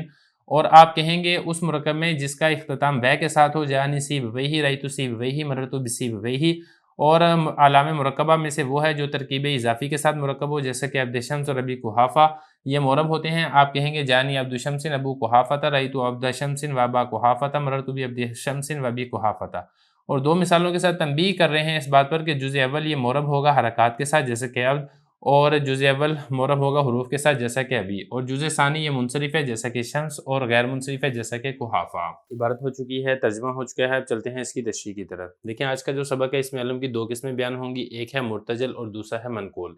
مرتجل کو آپ سمجھیں کہ مرتجل یہ ارتجال سے لیا گیا ہے، ارتجل الشعر یہ کہا جاتا ہے، یعنی جب آپ بغیر کسی تیاری کے فوراً کوئی شعر کہہ دیں تو اس وقت آپ یہ والا لفظ استعمال کرتے ہیں۔ اصطلاح میں اصل میں مرتجل وہ علم ہوتا ہے جس کا استعمال علمیت سے پہلے کسی اور چیز کے اندر نہ ہوا ہو، یعنی وہ مخصوص لفظ کا جو استعمال ہے سب سے پہلے صرف علمیت کے اندر ہی استعمال ہوا ہو، اس کے علاوہ وہ کہیں پر استعمال نہ ہوا ہو۔ جیسا کہ سعاد عورت کا نام ہے، یہ اس علمیت کے معنی میں ہی ابتداءً استعمال ہوا ہے، علمیت کے علاوہ کسی اور معنی میں یہ استعمال نہیں کیا گیا ہے۔ اسی طریقے سے ادھر دوسرا لفظ بھی حضرت نے ذکر کیا ہے، یہ بھی ایک مرد کا نام ہے اور یہ ابتداءً ہی علمیت والے معنی میں استعمال کیا گیا ہے۔ تو ایسا اسم جو سب سے پہلے علمیت کے معنی کے اندر ہی استعمال ہو اس کو مرتجل علم کہا جاتا ہے۔ علم کے بعد جو دوسری قسم ہے وہ ہے منقول۔ منقول اس علم کو کہا جاتا ہے جو علمیت سے پہلے کسی اور چیز کے اندر بھی استعمال ہو چکا ہو لیکن بعد میں علمیت کی طرف اس کو نقل کر دیا گیا ہو۔ اب یہ کس سے منقول ہو کر استعمال ہوگا؟ یہ صفت سے بھی منقول ہو کر استعمال ہو سکتا ہے جیسا کہ حارث، یہ اگر کسی کا نام رکھ دیا جائے تو پہلے یہ اسم فاعل تھا، صیغہ صفت ہے، اس سے منقول ہو کر یہ علمیت کے معنی میں استعمال ہو رہا ہے۔ یا اسی طریقے سے مصدر سے منقول ہو کر بھی استعمال ہو سکتا ہے جیسا کہ فضل، اب یہ مصدر ہے، مصدر سے منقول ہو کر اگر کسی کا نام رکھ دیا جائے تو اب اس کو کہا جائے گا کہ یہ علم ہے، منقول ہے۔ یا اسی طریقے سے اگر آپ کسی کا نام اسد رکھ دیں تو یہ اسم جنس سے منقول ہو کر یہ علمیت کے معنی کے اندر استعمال ہو رہا ہے۔ یا اسی طریقے سے بعض اوقات ایسا بھی ہوتا ہے کہ جملے سے منقول ہو کر اس کو علمیت کے معنی میں استعمال کر دیا جاتا ہے، جیسے قام زید، اب یہ پورا جملہ ہے۔ یا اسی طریقے سے زید قائم، یہ بھی پورا جملہ ہے، ایک جملہ فعلیہ خبریہ ہے، دوسرا جملہ اسمیہ خبریہ ہے۔ اگر آپ اس کو اس جملے سے منقول کر کے کسی کا ایک نام رکھ دیتے ہیں، جیسے کہ آپ کسی آدمی کا نام رکھ دیتے ہیں قام زید، اب یہ جو آدمی کا نام قام زید ہے ہم اس کو یہ کہیں گے کہ یہ ایسا علم ہے جو کہ منقول ہے جملے سے۔ ذرا عبارت دیکھیں، فرما رہے ہیں کہ علم یہ تقسیم ہوتا ہے مرتجل کی طرف اور منقول کی طرف، یعنی علم کی دو قسمیں، ایک ہے مرتجل، دوسرا ہے منقول۔ مرتجل وہ ہے جس کا استعمال علمیت سے پہلے علمیت کے علاوہ میں سبقت نہ لے گیا ہو، یعنی علمیت کے علاوہ کسی اور معنی کے اندر اس کو استعمال نہ کیا گیا ہو، جیسا کہ سعاد عورت کا نام ہے اور ادھر مرد کا نام ہے۔ اور منقول وہ ہے کہ جس میں استعمال سبقت لے گیا ہو علمیت کے علاوہ میں، علمیت کے علاوہ کسی اور معنی کے اندر اس کو استعمال کیا گیا ہو، اس کے بعد پھر اس کو منقول کر کے نقل کر کے اس کو علمیت والے معنی میں استعمال کر لیا جائے۔ اب یہ جو منقول ہوگا یا تو صفت سے ہوگا، میں نے آپ کو مثال دے دی ہے جیسا کہ حارث، یا منقول ہوگا مصدر سے جیسا کہ فضل، یا منقول ہوگا اس میں جنس سے جیسا کہ اسد۔ وَهَذِهِ تَكُونُ مُعْرَبَةٌ، اگلا مسئلہ بتانا یہ چاہ رہے ہیں کہ یہ جو تین ہیں، یعنی علم منقول جو صفت سے نقل کر کے استعمال ہو علم کے معنی میں، یا مصدر سے نقل ہو کر علم کے معنی میں استعمال ہو، یا اس میں جنس سے نقل ہو کر علم کے معنی کے اندر استعمال ہو، یہ تینوں کے تینوں معرب ہوتے ہیں۔ او من جملتین، یا پھر علم جو منقول ہے وہ منقول ہوگا کس سے؟ جملہ سے، جیسے کہ قام زید، اور اسی طریقے سے زید قائم۔ یہ جو چوتھی قسم ہے یعنی اس میں منقول جو کہ جملے سے منقول ہو کر علمیت کے معنی کے اندر استعمال ہو رہا ہے، حضرت فرما رہے ہیں کہ اس کا حکم یہ ہے کہ یہ معرب نہیں ہے بلکہ یہ مبنی ہے۔ جب یہ مبنی ہے تو اس کا اعراب وہی والا ہوگا جو منقول ہونے سے پہلے اس کا اعراب ہوتا ہے. جیسے کہ قام زیدن ہے، جب آپ اس کو نقل کر کے علمیت کے معنی کے اندر استعمال کریں گے، چاہے آپ اس کو حالت رفع میں لے کر آئیں، چاہے آپ اس کو حالت نصبی میں لے کر آئیں، چاہے آپ اس کو حالت جری میں لے کر آئیں، تینوں صورتوں کے اندر اس کا اعراب حکائی ہی ہوگا. یعنی قام زیدن ہی آپ اس کو پڑھیں گے، مبنی والا اس کا اعراب ہوگا. بلکہ اعراب تو اس کو کہنا ہی نہیں چاہیے، آپ یہ کہیں گے کہ یہ مبنی ہے اور اس کی حرکات ویسے ہی ذکر کی جائیں گی جیسا کہ اس کو نقل کرنے سے پہلے اس کے اوپر حرکات و سکنات آتی ہیں. تو یہ والی بات حضرت فرما رہے ہیں وحکمھا، اس کا حکم، یعنی جو جملے سے منقول ہو کر استعمال ہو رہا ہو، انہا تحکا، اس کو حکایت نقل کی جائے گی جیسا کہ استعمال ہونے سے پہلے ہے. آپ یہ کہیں گے جانی زید قائم ورأیت زید قائم ومررت بزید قائم. تینوں صورتوں کے اندر آپ وہی والا اعراب اس کے اوپر پڑھیں گے. اعراب میں دوبارہ وہی بات کہہ رہا ہوں، تینوں صورتوں کے اندر آپ اس کو ویسے ہی حرکات و سکنات پڑھیں گے جیسا کہ حرکات و سکنات اس کی منقول ہونے سے پہلے تھی. وَهَذِهِ مِنَ الْأَعْلَامِ الْمُرَكَّبَةِ، اور یہ علام مرکبہ میں سے ہے. یعنی جو جملے سے منقول ہو کر استعمال ہو رہا ہو، اصل میں یہ ترکیب اسنادی ہے. اب یہ جو قام زیدن ہے نا، قام مسند ہے اور زید مسند الیہ ہے، تو دو سے مل کر مرکب ہو رہا ہے، اس لیے اس کو آپ مرکب علم بھی کہہ سکتے ہیں.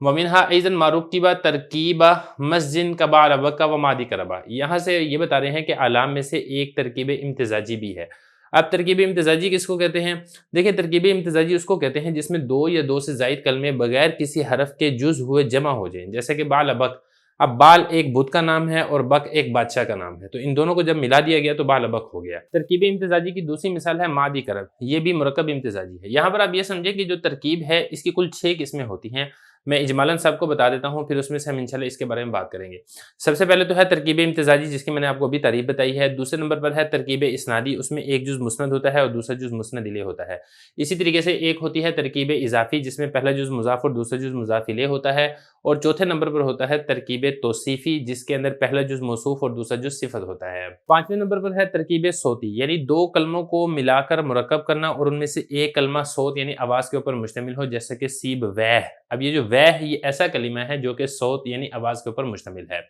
اور چھٹے نمبر پر ہوتا ہے ترکیب تعدادی، یعنی دو مختلف عددوں کو ملا کر مرکب کر دینا. یہ احد عشرہ سے لے کے 30 عشرہ تک ہوتا ہے. اب یہاں پر آپ یہ سمجھیں کہ جو ترکیب کی کل 6 قسمیں ہیں، ان میں سے صرف ترکیب امتزاجی یہی غیر منصرف کا سبب بنتی ہے. اس کے علاوہ جو ترکیب کی باقی 5 قسمیں ہیں یہ غیر منصرف کا سبب نہیں بنتی ہیں. یہ تو آپ نے سمجھ لیا کہ ترکیب کی 6 قسموں میں سے صرف مرکب امتزاجی ہی یہ غیر منصرف کا سبب بنتی ہے. اب اس کے اوپر اعراب کیا پڑھا جائے گا؟ تو دیکھیں، اس پر آپ 3 قسم کا اعراب پڑھ سکتے ہیں. ایک تو اعراب یہ ہے کہ چونکہ غیر منصرف ہے لہذا اب اس کے اوپر غیر منصرف والا ہی اعراب پڑھیں. حالت رفع میں آپ ضمہ لے کر آئیں، جاءنی بال بکو. حالت نصبی میں آپ فتح لے کر آئیں، جیسے رأیت بال بکا. حالت جری میں بھی آپ فتح لے کے مررت ببال بکا. جس طریقے سے غیر منصرف میں حالت جری بھی فتح کے ساتھ آتی ہے. تو ایک طریقہ کار تو یہ ہے. دوسرا طریقہ کار یہ ہے کہ آپ بال بک میں تینوں صورتوں میں مبنی بر فتح پڑھیں، کیونکہ اس کو احد عشرہ کے ساتھ ترکیب کے اندر مشابہت حاصل ہے. لہذا حالت رفع میں آپ پڑھیں اس کو جانی بال بکا مبنی بر فتح.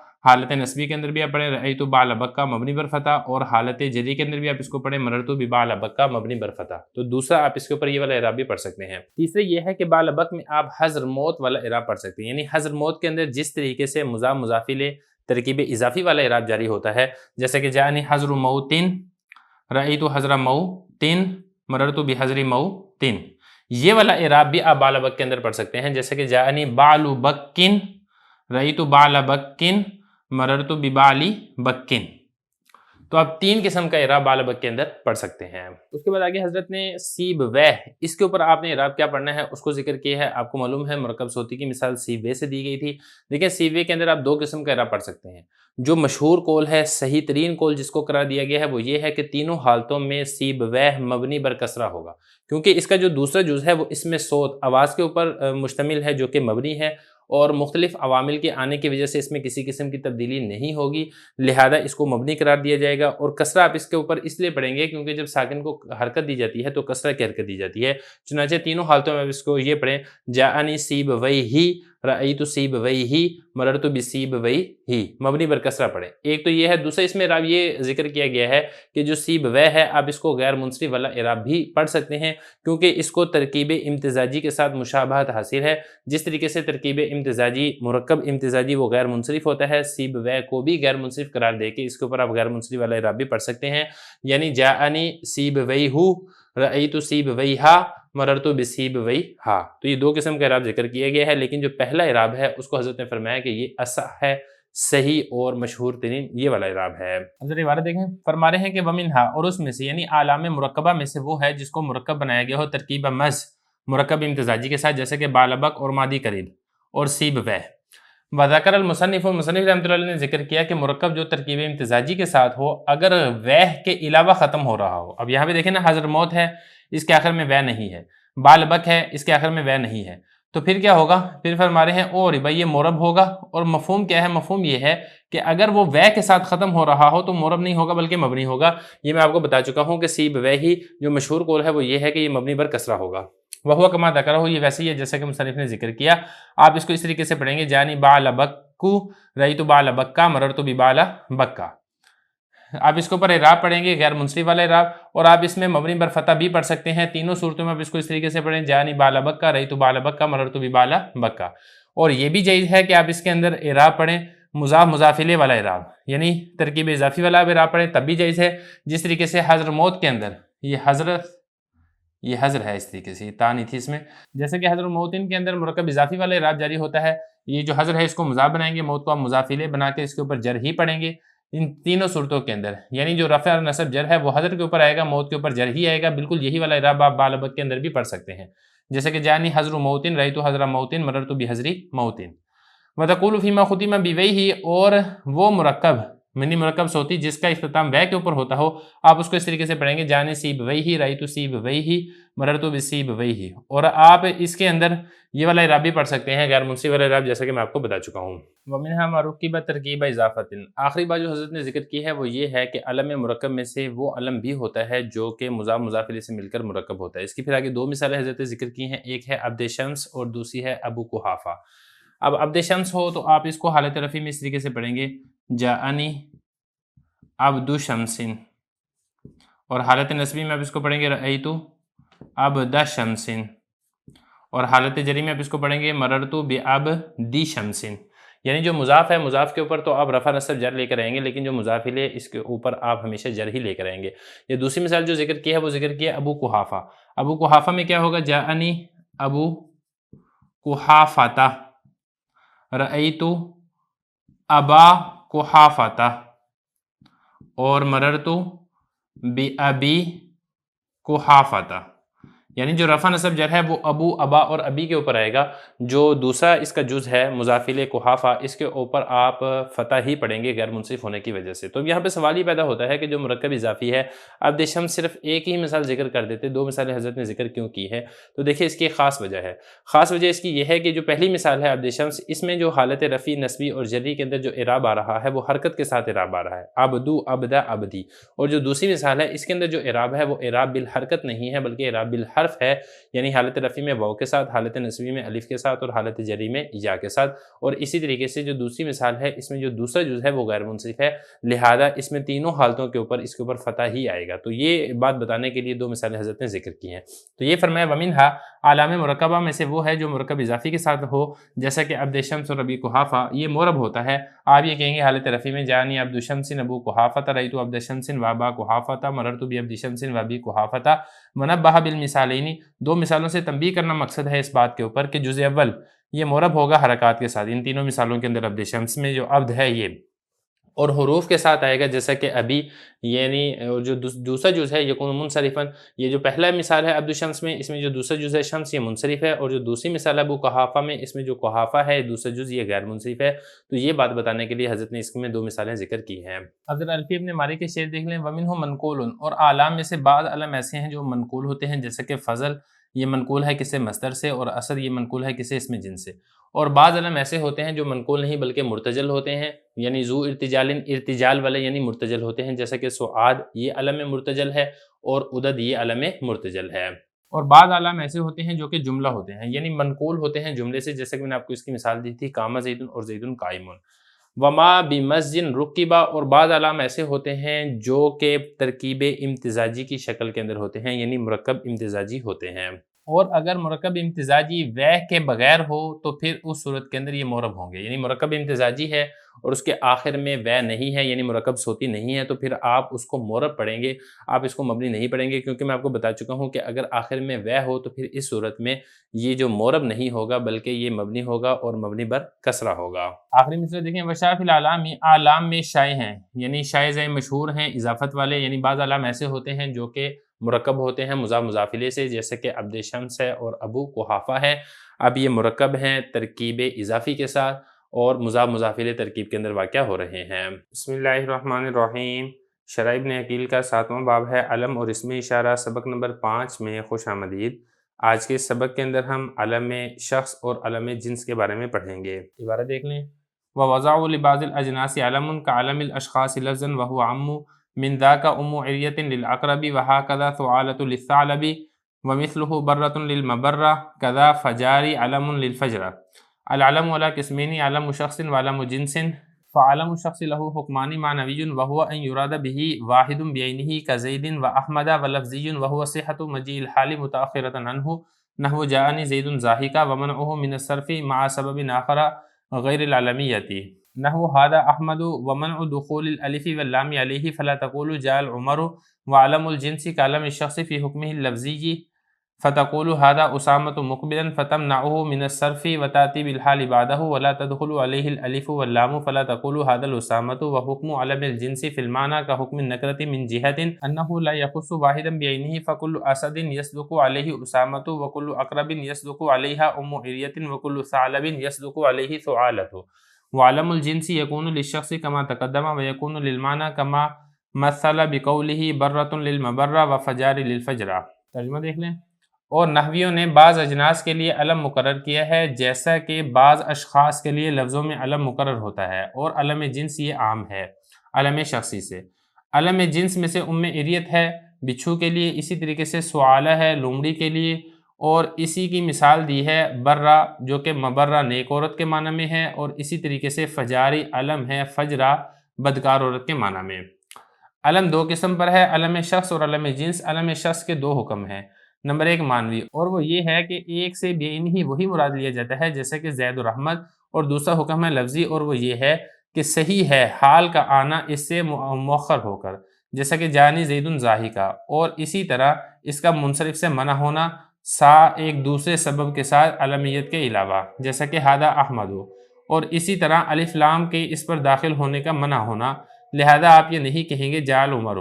اور علم جنس یہ علم شخص کی طرح ہیں، لفظی حکم میں آپ کہیں گے ہادہ اسامۃ مقبلہ، لہذا آپ اس کو صرف سے منع کر دیں گے، یعنی غیر منصرف بنا دیں گے، اور آپ اس کے بعد حال لے آئیں گے اور آپ اس پر الف لام داخل نہیں کریں گے، لہذا آپ یہ نہیں کہیں گے ہادہ الاسامۃ۔ اور علم جنس کا حکم معنی میں نکرہ کے حکم کی طرح ہے، اس جہت سے کہ جس طریقے سے نکرہ میں ایک سے بعینی ہی کوئی شخص خاص نہیں ہوتا ہے، لہذا ہر اسد اس پر اسامہ کا لفظ صادق آئے گا، اور ہر بچھو اس پر عریت کا لفظ صادق آئے گا، اور ہر لومڑی اس پر سعالہ کا لفظ صادق آئے گا۔ اور علم جنس یہ شخص کے لیے بھی ہوتا ہے جیسا کہ گزر چکا، اور معنی کے لیے بھی ہوتا ہے جیسا کہ مثال دی اپنے اس قول کے ساتھ برہ مبرہ کے لیے اور فجاری فجرہ کے لیے۔ عبارت ہو چکی ہے، ترجمہ ہو چکا ہے، اب چلتے ہیں اس کی تشریح کی طرف۔ آج کے سبق کے اندر دو باتیں بیان کی جائیں گی، ایک ہے علم شخص اور دوسری ہے علم جنس۔ علم کی دو قسمیں ہیں، علم شخص اور علم جنس۔ علم شخص اس علم کو کہتے ہیں جس کو واضح ایک ایسی ذات کے لیے وضع کرے اور ان صفات سمیت وضع کرے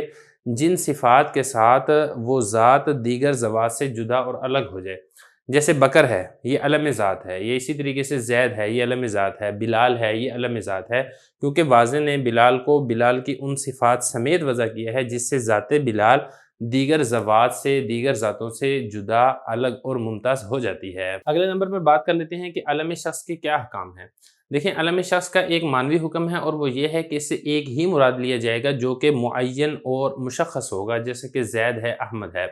اور علم شخص کے معنوی احکام میں سے ایک حکم یہ بھی ہے کہ اس کے بعد حال کا آنا صحیح ہوتا ہے۔ مثال کے طور پہ اب یہ نا جاءنی زید، اب یہ جو زید ہے یہ علم شخص ہے، اس کے بعد آپ حال لا سکتے ہیں ضاحکہ، یا کوئی بھی حال یہاں پر آ سکتا ہے۔ اسی طرح علم شخص کے احکام میں سے دوسرا حکم یہ ہے کہ علمیت کے علاوہ اگر علم شخص کے ساتھ کوئی دوسرا اسباب منع صرف میں سے سبب آ جائے تو اس کا غیر منصرف بننا صحیح اور درست ہوتا ہے۔ مثال کے طور پہ یہاں پہ زید کے بجائے آپ احمد کر دیں، जाअनी अहमद।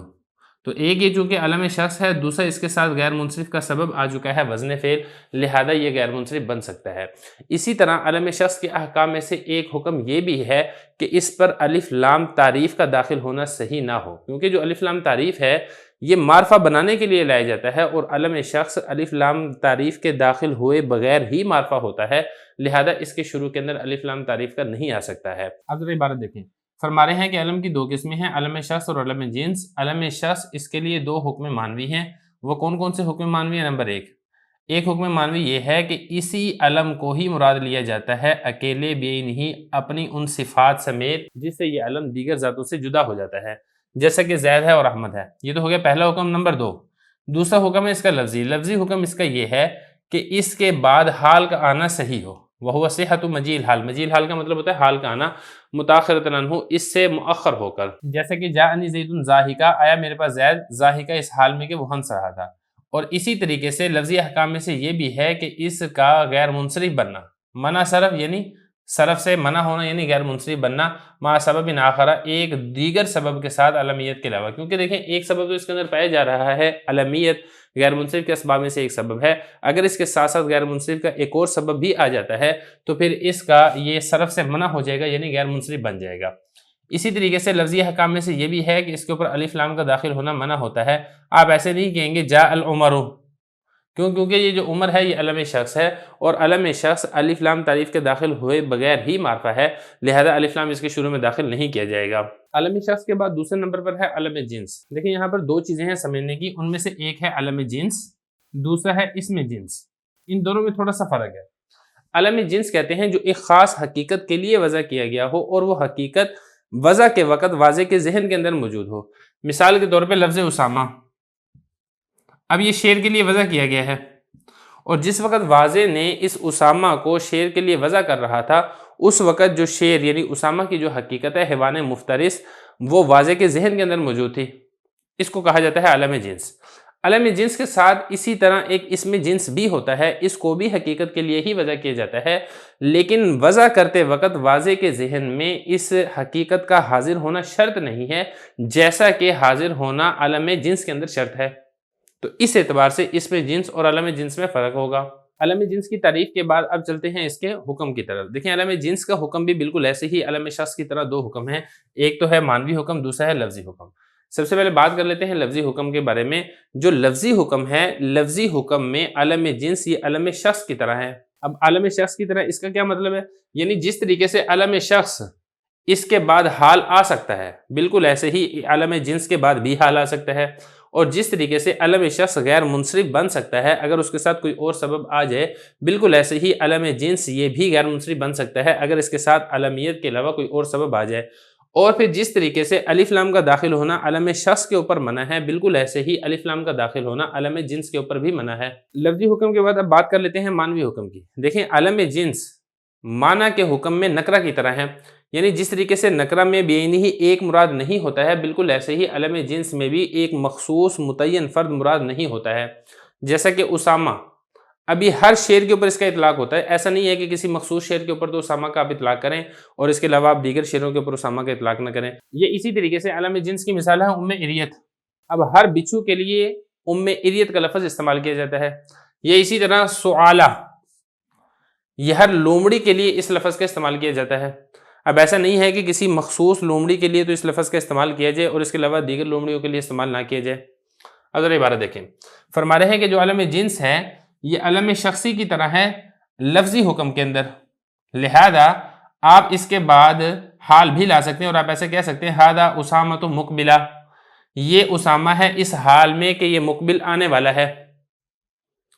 वो जो लफ्जी हकाम हमने तीन पढ़े थे ना, वही वाले बता रहे हैं, यानी इसके बाद हाल आ सकता है। और इसी तरीके से लफ्जी हकाम में यह है कि इस तरफ से मना हो सकता है, यानी गैर मुनसरिफ बन सकता है अगर अलम जिन्स के साथ कोई और सबब पाया जाए गैर मुनसरिफ के असबाब में से। वदाती बिलहाल इबादहू, और आप इसके बाद हाल भी ला सकते हैं जैसे कि मैं आपको यहाँ पे बता चुका हूँ, और इसके ऊपर अलिफ लाम दाखिल नहीं होता है, वही वाले अहकाम जो हमने अलम शख्स के अंदर पढ़े हैं। आप ऐसा नहीं कह सकते हादल उसामतो, ये तो हो गया लफ्जी हुक्म। अब मानवी हुक्म बता रहे हैं कि जो अलम जिन्स का हुक्म है माना के अंदर ये नकरा के हुक्म की तरह है, इस जिहत से कि जिस तरीके से नकरा का कोई एक फ़र्द मुतय्यन और मखसूस तरीके से ख़ास नहीं होता है, بالکل ایسے ہی علم جنس میں بھی کوئی اس کے افراد میں سے کوئی ایک فرد مخصوص اور متعین طریقے سے خاص نہیں ہوتا ہے، لہذا اسامہ کا جو لفظ ہے یہ ہر اسد کے اوپر صادق آئے گا۔ اسی طریقے سے ہر اقرب بچھو کے اوپر اریت کا لفظ صادق آئے گا، کیونکہ یہ علم جنس ہے۔ اسی طرح ہر ثعلب یعنی لومڑی کے لیے ثعالہ کا لفظ صادق آئے گا۔ آگے دیکھیں وعلم الجنس یکون للشخص کما تقدم، اور علم جنس ایک شخص کے لیے بھی استعمال ہوتا ہے جیسا کہ تفصیل پہلے گزر چکی ہے، اور اسی طریقے سے علم جنس معنی کے لیے بھی استعمال ہوتا ہے۔ اس کی مثال ایسے ہے جیسا کہ برہ،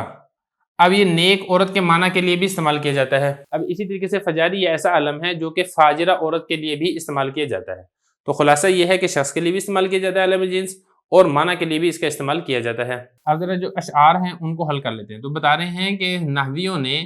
اجناس کے لیے بھی علم کو مقرر کیا ہے، یعنی جس طریقے سے علم شخصی ہوتا ہے بالکل ایسے ہی علم جنسی بھی ہوتا ہے، یا علم جنس بھی ہوتا ہے۔ یہ بتا رہے ہیں جس طریقے سے لفظوں کے اندر اشخاص کے لیے علم ہوتا ہے بالکل ایسے ہی اجناس کے لیے بھی نحویوں نے علم کو مقرر کیا ہے، وہو عام، اور یہ عام ہے، یعنی یہ جو علم جنس ہے یہ علم شخص سے عام ہے، علم شخص یہ خاص ہے اور علم جنس یہ عام ہے۔ اب علم جنس میں سے بتا رہے ہیں کہ اریت ہے جو کہ بچھو کے لیے استعمال کیا جاتا ہے، اسی طریقے سے علم جنس میں سے سعالہ ہے جو کہ ثعلب یعنی لومڑی کے لیے استعمال کیا جاتا ہے، اور اسی طریقے سے علم جنس کی مثال میں سے برہ ہے۔ اب یہاں پہ دیکھیں یہ شخص کے لیے استعمال نہیں ہو رہا بلکہ معنی کے لیے استعمال ہو رہا ہے، نیک عورت کے معنی کے لیے۔ یہ اسی طریقے سے فجاری جو کہ علم جنس ہے، اور یہ فجرہ یعنی بدکار عورت کے معنی کے لیے بطور علم کے استعمال کیا جا رہا ہے۔ بسم اللہ الرحمن الرحیم۔ شرح ابن عقیل کا 7واں باب ہے علم اور اسم اشارہ، سبق نمبر 6 میں خوش آمدید۔ آج کے سبق میں ہم واحد اور تثنیہ کے لیے اسم اشارہ پڑھیں گے۔ عبارت دیکھ لیں،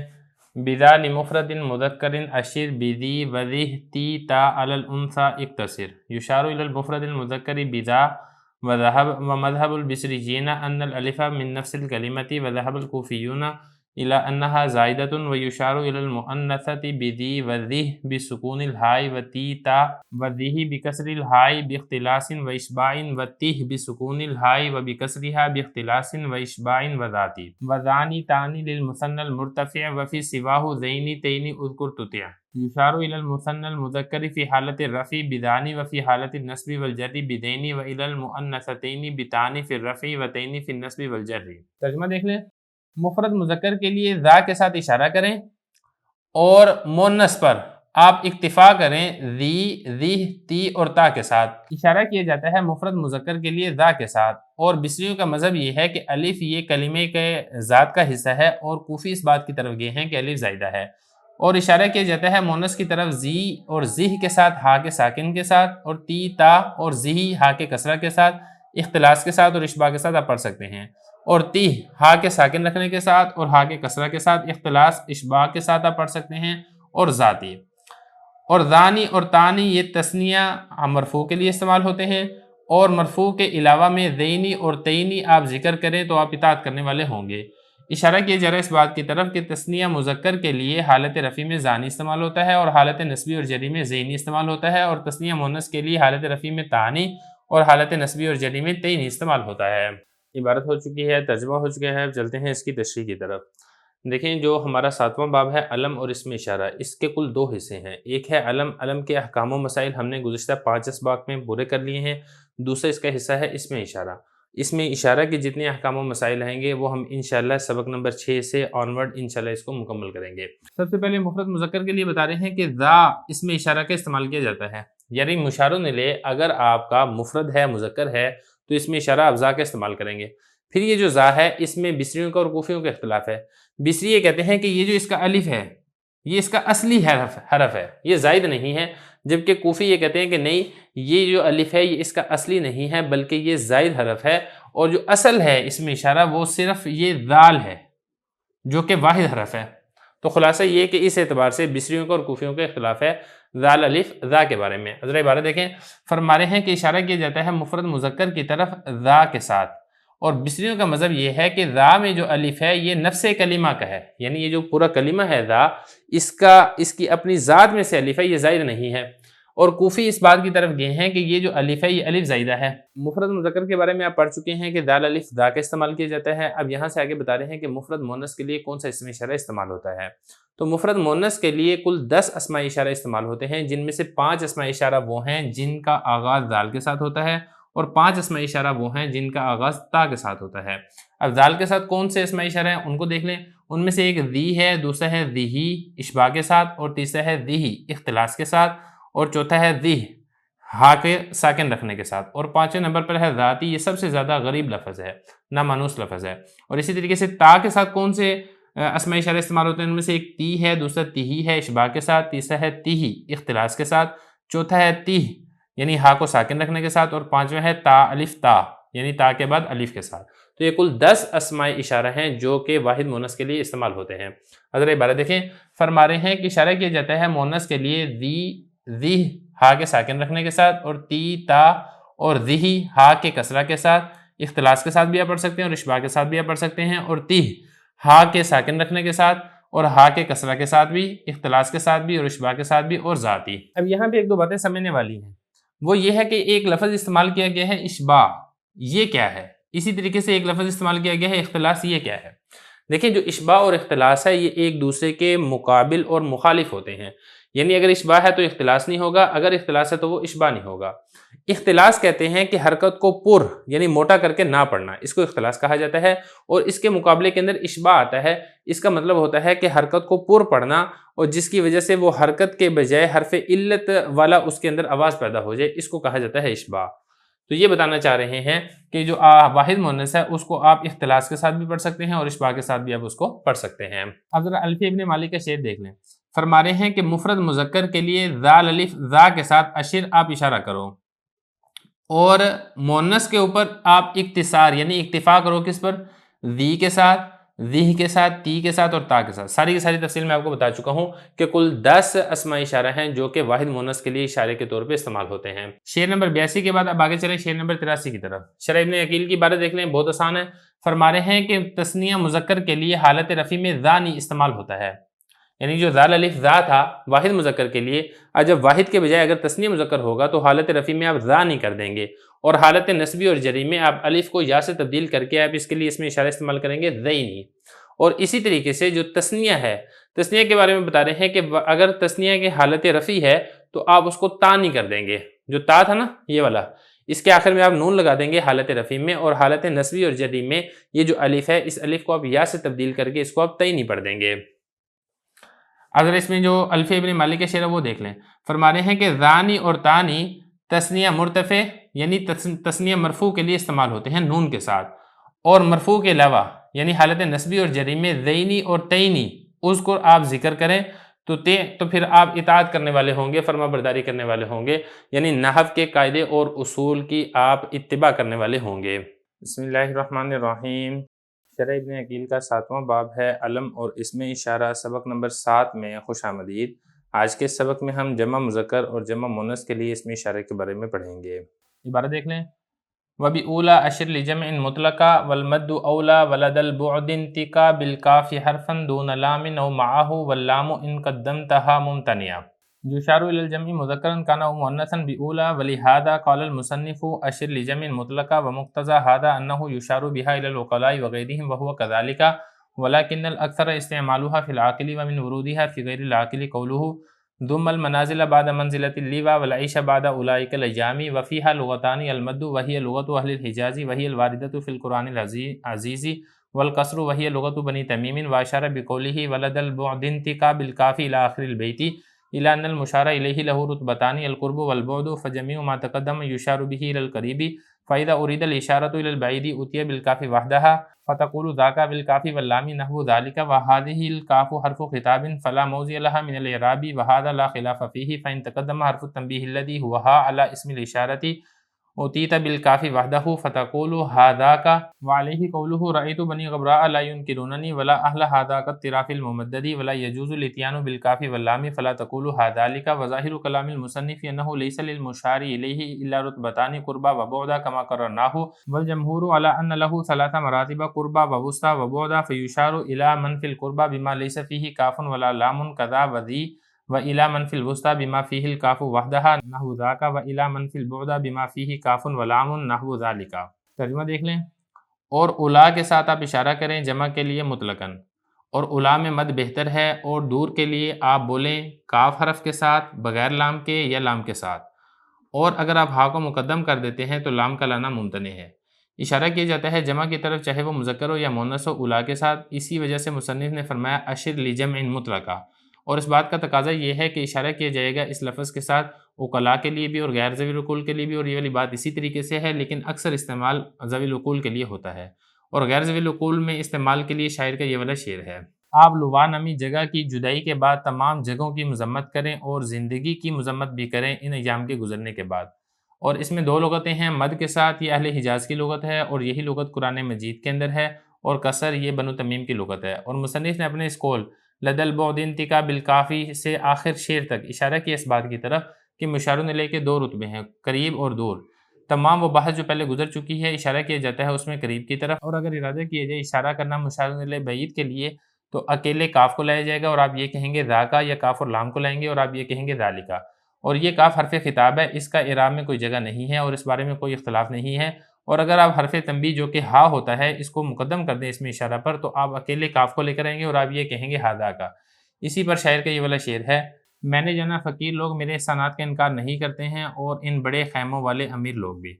اور جائز نہیں ہے کاف اور لام کو لے کر آنا، آپ ایسا نہیں کہیں گے ذالکا۔ مصنف کے کلام کا ظاہر یہ بتاتا ہے کہ مشار الیہ کے صرف دو رتبے ہیں، قربہ اور بعدہ، جیسا کہ ہم نے ابھی ثابت کیا ہے۔ جمہور اس بات کی طرف یہ ہیں کہ مشار الیہ کے تین رتبے ہیں، قربہ، وسطیٰ اور بعدہ۔ اشارہ کیا جاتا ہے قربہ کے لیے اس اسم اشارہ کے ساتھ جس میں کاف اور لام نہ ہو جیسا کہ ذا اور ذی ہے، اور وسطیٰ کے لیے اشارہ کیا جاتا ہے جس میں کاف اکیلا ہو جیسا کہ ذا کا، اور بعدہ کے لیے اشارہ کیا جاتا ہے جس میں کاف اور لام دونوں ہوں جیسا کہ ذالکا۔ عبارت ہو چکی ہے، ترجمہ ہو چکا ہے، اب چلتے ہیں اس کی تشریح کی طرف۔ مشار الیہ اگر واحد مذکر ہے اس کے بارے میں ذا آتا ہے، تفصیل گزر چکی ہے۔ واحد مؤنث کے لیے 10 الفاظ آتے ہیں، تفصیل گزر چکی ہے۔ تثنیہ کے لیے جو الفاظ آتے ہیں اس کے بارے میں بھی تفصیل گزر چکی ہے۔ یہاں سے مشار الیہ جمع ہے اس کے بارے میں بتا رہے ہیں، لیکن تفصیل اس کے اندر یہ ہے کہ مشار الیہ جمع ہے، چاہے وہ جمع مذکر ہو چاہے وہ جمع مؤنث ہو، اس کے لیے جو اس میں اشارہ استعمال ہوگا وہ الا کا لفظ استعمال ہوگا، اور پھر الا کے ذریعے سے جو آپ اشارہ کریں گے یہ آپ ذوی العقول کے لیے بھی آپ اشارہ کریں گے اور غیر ذوی العقول کی طرف بھی آپ اس کے ساتھ اشارہ کریں گے، لیکن جو اکثر اس کا استعمال ہے وہ ذوی العقول کے لیے ہوتا ہے، اور کبھی غیر ذوی العقول کے لیے بھی الا کا لفظ استعمال کیا جاتا ہے، جیسا کہ شاعر کا ایک شعر ہے، وہ شعر یہاں پر ہے، انشاءاللہ اس کی تشریح بھی کرتے ہیں۔ ذرا عبارت دیکھیں، فرما رہے ہیں کہ اشارہ کیا جاتا ہے جمع کی طرف، چاہے وہ جمع مذکر ہو چاہے وہ جمع مؤنث ہو، الا کے ساتھ۔ اسی وجہ سے مصنف رحمۃ اللہ نے فرمایا اشیر، اشارہ کرو جمع کے لیے مطلقاً، یہ جو لفظ کہے گئے تھے نا متن میں، اشر لجمع مطلقہ، جمع کے لیے مطلقاً آپ اشارہ کریں الا کے ساتھ، یہی اس کا مطلب ہے۔ اور یہ جو مصنف نے بات کی ہے نا کہ مطلقاً، اس کا تقاضا یہ ہے کہ اشارہ کیا جاتا ہے الا کے ساتھ ذوی العقول کی طرف بھی اور غیر ذوی العقول کی طرف بھی، وہو کذالک، اور مسئلہ اسی طریقے سے ہے کہ الا کے ذریعے سے آپ ذوی العقول مشار الیہ کی طرف بھی اشارہ کر سکتے ہیں، غیر ذوی العقول مشار الیہ کی طرف بھی اشارہ کر سکتے ہیں، لیکن جو اس کا اکثر استعمال ہے الا کا، یہ ذوی العقول کے لیے ہوتا ہے۔ عقل کا مطلب یہ ذوی العقول کے لیے استعمال ہوتا ہے، لیکن غیر ذوی العقول کے لیے بھی استعمال کیا جاتا ہے، جس میں سے شاعر کا یہ والا شعر ہے۔ شعر دیکھ لیں، ذم المنازل بعد منزلۃ اللوا والعیش بعد اولئک الایام۔ آپ لوا نامی جگہ کے بعد تمام جگہوں کی مذمت کریں اور زندگی کی بھی مذمت کریں ان دنوں کے بعد۔ یہ اس کا ترجمہ ہے، ایک ایک لفظ کا مطلب دیکھ لیں، پھر انشاءاللہ شعر کا جو مطلب ہے وہ ہم واضح کرتے ہیں۔ شعر کے حل مفردات دیکھ لیں، ذمہ، یہ واحد مذکر کا صیغہ ہے امر حاضر کا، آپ کو معلوم ہے مضاف کا یہ صیغہ ہے، اس کو آپ ذمہ بھی پڑھ سکتے ہیں، ذمو بھی پڑھ سکتے ہیں، ذمی بھی پڑھ سکتے ہیں، اور آپ اس کے اندر تینوں کی تینوں حرکتیں پڑھ سکتے ہیں۔ ذمہ مذمت کرے، منازل یہ منزل کی جمع ہے، ٹھہرنے کی جگہ کو کہا جاتا ہے۔ بعد منزلۃ اللوا، لوا نامی جگہ کے بعد، یہ جو بعد ہے نا اس کے بعد مضاف محذوف ہے، مضاف ہے یہاں پہ مفارقہ یعنی جدائیگی، جدائی یا جدائیگی۔ لوا نامی جگہ کی جدائیگی کے بعد آپ تمام منزلوں کی یا تمام ٹھہرنے کی جگہوں کی مذمت کریں۔ والعیشہ، اور زندگی کی بھی آپ مذمت کریں۔ بعد اولئک الایام، یہ جو بعد ہے اس کے بعد بھی مضاف محذوف ہے، مزیجی، گزر جانے کے بعد، ان دنوں کے گزر جانے کے بعد آپ زندگی کی بھی مذمت کریں، یعنی زندگی کے جو باقی دن ہیں آپ اس کی بھی مذمت کریں۔ یہ تو ہو گئے شعر کے حل مفردات۔ اب اس میں جو محلی استشہاد ہے نا وہ یہ ہے اولئک، یہ اولئک اس میں اشارہ ہے اور اس کا مشار الیہ ایام ہے جو کہ غیر ذوی العقول ہے۔ تو یہاں پہ دیکھیں اس میں اشارہ الا کے ذریعے سے غیر ذوی العقول مشار الیہ کی طرف اشارہ کیا جا رہا ہے، تو یہ فرمایا وَمِن وُرُودِهَا فِي غَيْرِ الْعَاقِلِ، غیر عاقل کے لیے، غیر ذوی العقول کے لیے بھی اولا کے ذریعے سے آپ اشارہ کر سکتے ہیں، جیسا کہ اس شعر کے اندر کیا جا رہا ہے۔ وَفِيهَا لُغَتَانِ، اور اس اولا کے اندر بتانے ہیں کہ دو لغتیں ہیں، اس کو آپ دو طریقے سے پڑھ سکتے ہیں۔ ایک تو یہ ہے کہ آپ اس کو مد کے ساتھ پڑھیں اولائی، اس طریقے سے، دوسرا یہ ہے کہ آپ اس کو بغیر مد کے پڑھیں اولا، تو دونوں طریقے سے اس کو پڑھا گیا ہے، لیکن جو مشہور لغت ہے اہل حجاز کی لغت، جس کے اندر قرآن مجید بھی اسی لغت میں اترا ہے، اس میں یہ مد کے ساتھ ہے، لیکن جو قبیلہ بنو تمیم والے ہیں وہ اس کو بغیر مد کے پڑھتے ہیں۔ تو یہ فرمایا وفیہا لغتانی، یہ جو اولا ہے اس میں دو لغتیں ہیں، مد یہ اہل حجاز کی لغت ہے، اور قرآن مجید کے اندر بھی یہی والی لغت وارد ہوئی ہے، اسی زبان کے اندر قرآن مجید اترا ہے، اور دوسری لغت ہے قصر، یعنی اس کو آپ بغیر مد کے پڑھیں، ایسا بھی اس کو پڑھا جا سکتا ہے، وہی لغت بنی تمیمین، اور یہ بنو تمیم قبیلے کی لغت ہے جس میں یہ بغیر مد کے اس لفظ اولا کو پڑھتے ہیں۔ آگے دیکھیں ولد البعدی انتقا بالکافی الی آخر البیت، اور مشارون الیہ دور ہونے کی صورت میں آپ کیا استعمال کریں گے؟ دیکھیں ذا کے بارے میں آپ پڑھ لیا ہے، مشارون الیہ اگر قریب ہے تو آپ ذال الف ذا لگائیں گے، لیکن اگر مشارون الیہ قریب نہیں ہے بلکہ دور ہے تو پھر اس صورت میں ذال الف ذا کے ساتھ آپ کاف حرف خطابی لے کر آئیں گے، جو کہ مبنی ہوتا ہے اور مخاطب کی حالت کے اوپر دلالت کرتا ہے۔ تو اگر آپ کا مشارون الیہ دور ہے تو آپ اس کے لیے لفظ استعمال کریں گے اس میں اشارہ ذا کا، یا پھر آپ کاف اور ذا کے درمیان لام بھی لا سکتے ہیں اور آپ اس کو ذالکا بھی پڑھ سکتے ہیں۔ یہی بتا رہے ہیں ولد البعد انتقا بالکافی الی آخر البیت، یہ اصل میں الفی ابن مالک کا شعر ہے، جب یہ والا حل کریں گے تو انشاءاللہ یہ والی عبارت بھی حل ہو جائے گی۔ تو بتا رہے ہیں کہ آپ دور ہونے کی صورت میں کاف کے ساتھ آپ تکلم کریں، کاف کے ساتھ آپ بات کریں۔ تو یہ بتانے جا رہے ہیں کہ جو مشارون الیہ ہیں اس کے دو رتبے ہیں، ایک یہ ہے کہ مشارون الیہ قریب ہو، اور دوسرا یہ ہے کہ مشارون الیہ دور ہو۔ فجمیع ما تقدم یشار به الی القریب، جو ساری کی ساری تفصیل آپ پہلے پڑھ چکے ہیں، وہ ساری کی ساری تفصیل اس صورت میں ہے جبکہ مشارون الیہ قریب کے لیے استعمال کیا جا رہا ہوں۔ اب میں آپ کو بتا چکا ہوں واحد مذکر کے لیے ذا ہے، واحد مؤنث کے لیے وہ 10 الفاظ استعمال ہوتے ہیں، تثنیہ کے لیے آپ پڑھ چکے ہیں، جمع کے لیے آپ پڑھ چکے ہیں، ساری کی ساری تفصیل اس وقت تھی جب مشارون الیہ قریب ہو، دور نہ ہو۔ اب یہاں سے یہ بتا رہے ہیں فَإِذَا أُرِيدَ، جب ارادہ کیا جائے اشارہ کرنا مشارون الیہ کی طرف اور وہ مشارون الیہ قریب نہیں ہے بلکہ دور ہے، تو پھر اس صورت میں اکیلا کاف لے کر آئیں اور آپ یہ پڑھیں ذا کا۔ اب ایک ہے نا ذا رجل، یہ آپ اس وقت کہیں گے جب رجل آپ کے قریب ہو، لیکن آدمی اگر آپ کے قریب نہیں ہے بلکہ دور ہے تو اس وقت آپ ذا کے ساتھ کاف حرف خطاب بھی استعمال کریں گے اور آپ کہیں گے ذا کا رجل، یا اسی طریقے سے ذالک رجل۔ تو یہ بتا رہے ہیں کہ آپ یا تو اکیلا کاف لے کر آئیں ذا کے ساتھ اور آپ یہ کہیں ذا کا، یا کاف کے ساتھ لام بھی لے کر آئیں اور آپ اس طریقے سے پڑھیں ذالکا، اور یہ والا جو کاف ہے نا یہ حرف خطاب ہوتا ہے، فلا موضع لہ من الاعراب، یہ مبنی ہوتا ہے، اس کے لیے اعراب کی کوئی جگہ نہیں ہوتی۔ مطلب ایسا نہیں ہے کہ حالت رفع میں آپ ذا کا پڑھیں، حالت نصبی میں آپ ذا کی پڑھیں یا ذا کو پڑھیں، ایسا نہیں ہے، یہ مورب نہیں ہوتا بلکہ یہ مبنی ہوتا ہے، مخاطب کی حالتوں کے اوپر دلالت کرتا ہے، حالت اس کی جو بھی ہو، چاہے رفع ہو، چاہے نصبی ہو، چاہے جری ہو، اس کا اعراب کے اندر کوئی مقام اور کوئی جگہ نہیں ہے، اس نے ذا کا ہی رہنا ہے، یا اسی طریقے سے اگر ذالکا ہے تو یہ ذالکا ہی رہے گا، اس میں کسی قسم کی کوئی تبدیلی نہیں ہوگی۔ اس کے بعد آگے بتانا یہ چاہ رہے ہیں کہ اگر ہا حرف تنبیہ، جیسا کہ آپ کو معلوم ہے یہ اس میں اشارہ کے شروع کے اندر آ جاتا ہے، جیسے نا ہاذا، اگر تو ہا حرف تنبیہ اس میں اشارہ کے شروع کے اندر آ جاتا ہے تو پھر اس صورت میں ذاکا تو ہو سکتا ہے، ہاذا کا تو آپ کہہ سکتے ہیں، لیکن آپ لام اس وقت استعمال نہیں کر سکتے ہیں، آپ یہ نہیں کہیں گے ہاذالکا۔ تو یہی بتایا وَهَذَا لَا خِلَافَ فِيهِ، اس کے اندر کوئی اختلاف نہیں ہے، مطلب یہ جو حرف خطاب ہے اس کی ایک مکمل حالتیں ہوتی ہیں، 5 اس کی حالتیں ہوتی ہیں، واحد مذکر، تثنیہ مذکر، جمع مذکر، اسی طریقے سے واحد مؤنث، تثنیہ مؤنث اور جمع مؤنث، تو یہ کل 6 ہیں، لیکن چونکہ تثنیہ کے لیے ایک ہی لفظ استعمال ہوتا ہے تو اس لیے اس کی کل 5 حرف خطاب کی حالتیں ہوتی ہیں۔ ایک تفصیلی سبق انشاءاللہ آپ کو پلے لسٹ میں مل جائے گا، اس میں طریقۃ الاسطیہ کے اندر بھی ہم نے اس کا سبق ریکارڈ کروایا ہے، اور اسی طریقے سے ہدایت النحو اور قافیہ کے اندر بھی اس کے بارے میں تفصیلی بحث ہم کر چکے ہیں۔ تو یہ بتا رہے ہیں کہ اس کے اندر کوئی اختلاف نہیں ہے۔ فَإِن تَقَدَّمَ حرف التنبیہ الذی هو ہا، اگر حرف تنبیہ جو کہ ہا ہوتی ہے، یہ تنبیہ کے لیے ہا الف ہا استعمال کیا جاتا ہے، اگر یہ اس میں اشارہ پر مقدم ہو جائے تو پھر آپ اکیلا کاف استعمال کریں گے۔ اب ہاذا کا تو کہہ سکتے ہیں لیکن آپ اس صورت میں ہاذالکا نہیں کہہ سکتے ہیں، لام اس وقت نہیں لا سکتے ہیں۔ اب اس کے بعد ایک شاعر کا شعر لے کر آ رہے ہیں جس میں ایسا ہی ہو رہا ہے، ذا اس میں اشارہ کے شروع میں جب ہا حرف تنبیہ آ گیا ہے تو ہم نے ہاذا، ہم نے تو نہیں بلکہ شاعر نے ہاذا کا استعمال کیا ہے، ہاذالکا استعمال نہیں کیا ہے۔ شعر دیکھیں، رأیت بنی غبراء لا ينکروننی ولا اہل ھذا کالطراف الممدد، اس کا ترجمہ یہ ہے کہ میں نے جانا فقیر لوگ میرے احسان کا انکار نہیں کرتے اور نہ ہی ان بڑے خیموں کے رہنے والے غنی اور مالدار لوگ۔ اب اس میں کچھ الفاظ ہیں اس کو حل کر لیتے ہیں، پھر اس میں جو محل استشہاد ہے اس کے بارے میں بات کرتے ہیں۔ اس میں پہلا لفظ دیکھیں رأیتو، رأیتو واحد مذکر کا صیغہ ہے، فعل ماضی معلوم کا، میں نے دیکھا، بنی غبرا، غبرا یہ غبار سے ہے، گرد و غبار کو کہا جاتا ہے۔ غبرا وہ زمین جو گرد و غبار والی ہو، یعنی مٹیالے رنگ کی زمین۔ بنی غبرا سے مراد ہے غریب لوگ، محتاج لوگ، ضرورت مند لوگ۔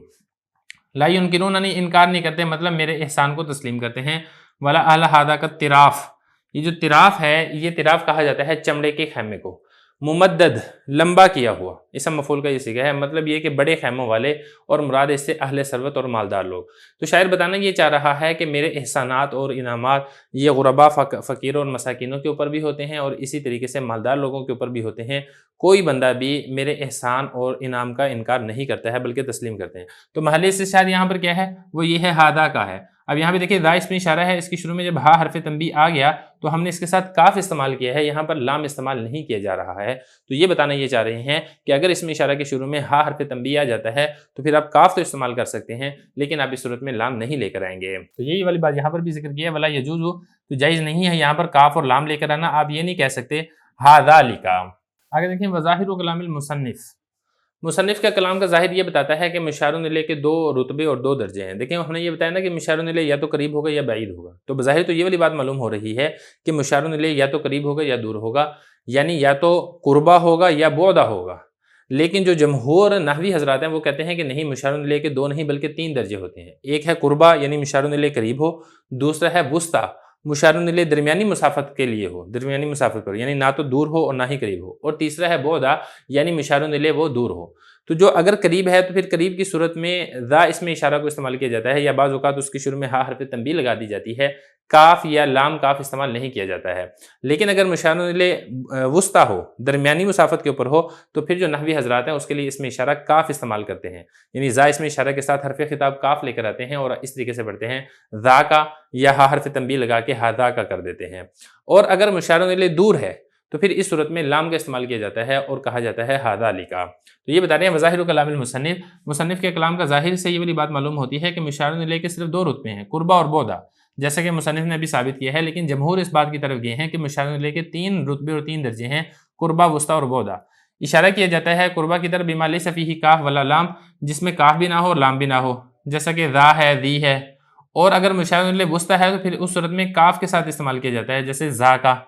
اور جو بعدا ہے یعنی مشار الیہ اگر دور ہے تو پھر اس صورت میں کاف اور لام دونوں استعمال کیے جاتے ہیں اور کہا جاتا ہے ذالکا۔ اب ذرا الفی ابن مالک کا شعر دیکھ لیں، فرما رہے ہیں کہ اولا کے ساتھ آپ اشارہ کرو جمع کے لیے مطلقاً، چاہے وہ جمع مذکر ہو چاہے وہ جمع مؤنث ہو، دونوں صورتوں میں ایک ہی اس میں اشارہ استعمال ہوتا ہے اور وہ ہے اولا۔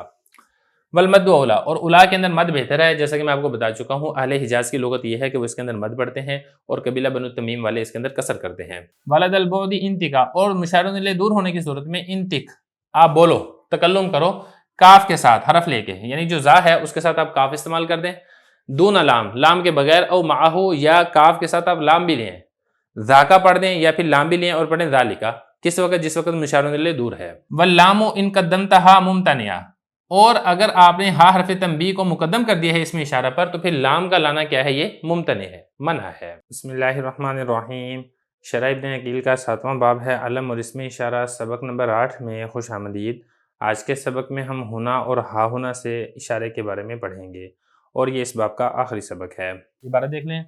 وَبِهُنَا أَوْ هَاهُنَا أَشِرْ إِلَى دَانِ الْمَكَانِ وَبِهِ الْكَافَ صِلَةٌ فِي الْبُعْدِ أَوْ بِثَمَّ فُهْ أَوْ هَنَّا أَوْ بِهُنَالِكَ انْتِقًا أَوْ هِنَّا يُشَارُ إِلَى الْمَكَانِ الْقَرِيبِ بِهُنَا وَيَتَقَدَّمُهَا هَاءُ التَّنْبِيهِ فَيُقَالُ هَاهُنَا وَيُشَارُ إِلَى الْبَعِيدِ عَلَى رَأْيِ الْمُصَنِّفِ بِهُنَاكَ وَهُنَالِكَ وَهَنَّا بِفَتْحِ الْهَاءِ وَكَسْرِهَا مع تشديد النون وبثم وهنت وعلى مذهب غيره هناك للمتوسط وما بعده للبعيد۔ ترجمہ دیکھ لیں، ہنا یا ہا ہنا کے ساتھ آپ اشارہ کریں قریب کی جگہ کی طرف، اور کاف کے ساتھ آپ ملا دیں دور میں، یا ثمہ کے ساتھ تلفظ کریں، یا ہنا کے ساتھ، یا ہنالکا کے ساتھ، یا ہنا کے ساتھ۔ اشارہ کیا جاتا ہے قریبی جگہ کی طرف ہنا سے، اور اس پر مقدم ہو جاتی ہے ہائے تنبیہ، لہذا کہا جاتا ہے ہا ہنا۔ اور اشارہ کیا جاتا ہے دور والی جگہ کی طرف مصنف کی رائے پر ہناکا اور ہنالکا سے، اور ہنہ ہا کے فتح کے ساتھ اور کسرہ کے ساتھ، نون کی تشدید کے ساتھ، اور سمہ کے ساتھ اور ہنت کے ساتھ۔ اور مصنف کے علاوہ کے مذہب کے مطابق ہناکا یہ متوسط مسافت کے لیے، اور جو اس کے بعد والے الفاظ ہیں وہ دور کے لیے ہیں۔ عبارت ہو چکی ہے، ترجمہ ہو چکا ہے، اب چلتے ہیں اس کی تشریح کی طرف۔ بہت آسان اور مختصر سا سبق ہے جس کے بعد ہمارا یہ باب مکمل ہو جائے گا۔ دیکھیں حضرت یہ بتا رہے ہیں کہ اگر آپ قریب والی جگہ کی طرف اشارہ کرنا چاہتے ہیں تو اس کے لیے اس میں اشارہ استعمال ہوتا ہے ہنا، اور بعض اوقات اس کے اوپر ہائے تنبیہ مقدم ہو جاتی ہے اور یہ اس طریقے سے پڑھا جاتا ہے ہا ہنا۔ تو یہ فرمایا کہ قریب والی جگہ کی طرف اگر آپ اشارہ کرنا چاہتے ہیں تو ہنا کا لفظ آپ استعمال کریں گے، اور ہنا کے اوپر ہائے تنبیہ مقدم ہو جاتی ہے، لہذا ہا ہنا کہہ دیا جاتا ہے۔ اور اگر مکان بعید کی طرف آپ اشارہ کرنا چاہ رہے ہیں، یعنی ایسی چیز کی طرف اشارہ کرنا چاہ رہے ہیں جو قریب نہیں ہے بلکہ دور ہے، تو اس کے لیے مصنف نے فرمایا ایک لفظ استعمال ہوتا ہے ہنا کا، دوسرا لفظ استعمال ہوتا ہے ہنالکا، اور ایک لفظ استعمال ہوتا ہے ہننا۔ ہا کے فتح کے ساتھ بھی آپ پڑھ سکتے ہیں اور نون کی تشدید کے ساتھ، اور ہا کے کسرہ کے ساتھ اور نون کی تشدید کے ساتھ بھی آپ پڑھ سکتے ہیں، ہننا بھی آپ پڑھ سکتے ہیں۔ تو یہ فرمایا وَيُشَارُ إِلَى الْبَعِيدِ، دور کی طرف اشارہ کرنے کے لیے مصنف کی رائے کے مطابق ہنا کا استعمال ہوتا ہے، ہنالک استعمال ہوتا ہے، ہننا ہا کے فتح کے ساتھ بھی، نون کی تشدید کے ساتھ، اور ہا کے کسرہ کے ساتھ بھی، ہننا بھی آپ استعمال کر سکتے ہیں۔ اسی طریقے سے ثم یہ والا لفظ بھی استعمال ہوتا ہے دور کی طرف اشارہ کرنے کے لیے، مکان بعید کے لیے۔ قرآن مجید کے اندر بھی آتا ہے نا وَإِذَا رَأَيْتَ ثَمَّ رَأَيْتَ، تو وہ یہی والا لفظ ہے۔ اسی طریقے سے ہنت یہ والا لفظ بھی مکان بعید کی طرف اشارہ کرنے کے لیے استعمال ہوتا ہے۔ یہ تو ہو گیا مصنف کی رائے۔ آگے حضرت یہ بتا رہے ہیں کہ جو دیگر حضرات ہیں وہ یہ فرماتے ہیں کہ یہ جو ہنا کا ہے یہ مکان بعید کی طرف اشارہ کرنے کے لیے استعمال نہیں ہوتا ہے، بلکہ مکان متوسط درمیانی مسافت کے اوپر اگر کوئی چیز ہے اس کی طرف اشارہ کرنے کے لیے ہنا کا استعمال ہوتا ہے۔ جو اس کے علاوہ باقی الفاظ ہیں، ہنالکا ہے، ہننا ہے، یا ہننا ہے، یا ثم ہے، یا ہنت ہے، یہ مکان بعید کی طرف اشارہ کرنے کے لیے استعمال ہوتے ہیں۔ اب ذرا جو الفیہ ابن مالک کا اشارہ ہے اس کو دیکھ لیں، تو یہ بتا رہے ہیں کہ ہنا کے ساتھ یا ہا ہنا کے ساتھ آپ دان المکان، دنا یدنو دنوبن، اس کا مطلب ہوتا ہے قریب ہونا، قریبی جگہ کی طرف اشارہ کرنے کے لیے آپ ہنا یا ہا ہنا استعمال کریں گے۔ وَبِهِ الْكَافَ صِلَةً فِي الْبُعْدِ، اور آپ اسی کے ساتھ کاف ملا دیں دور کے لیے، یعنی مکان بعید کی طرف اگر آپ اشارہ کرنا چاہتے ہیں تو ہنا کے ساتھ آپ کاف ملا دیں گے تو یہ بن جائے گا ہنا کا، یہ اسی طریقے سے ہنالکا۔ یا اسی طرح آپ ثم کے ساتھ بھی مکان بعید کی طرف اشارہ کر سکتے ہیں، ہننا کے ساتھ بھی، ہنالکا کے ساتھ بھی، ہننا کے ساتھ بھی آپ مکان بعید کی طرف اشارہ کر سکتے ہیں۔ اسی کے ساتھ ہی ہمارا یہ باب یہاں پر مکمل ہو جاتا ہے۔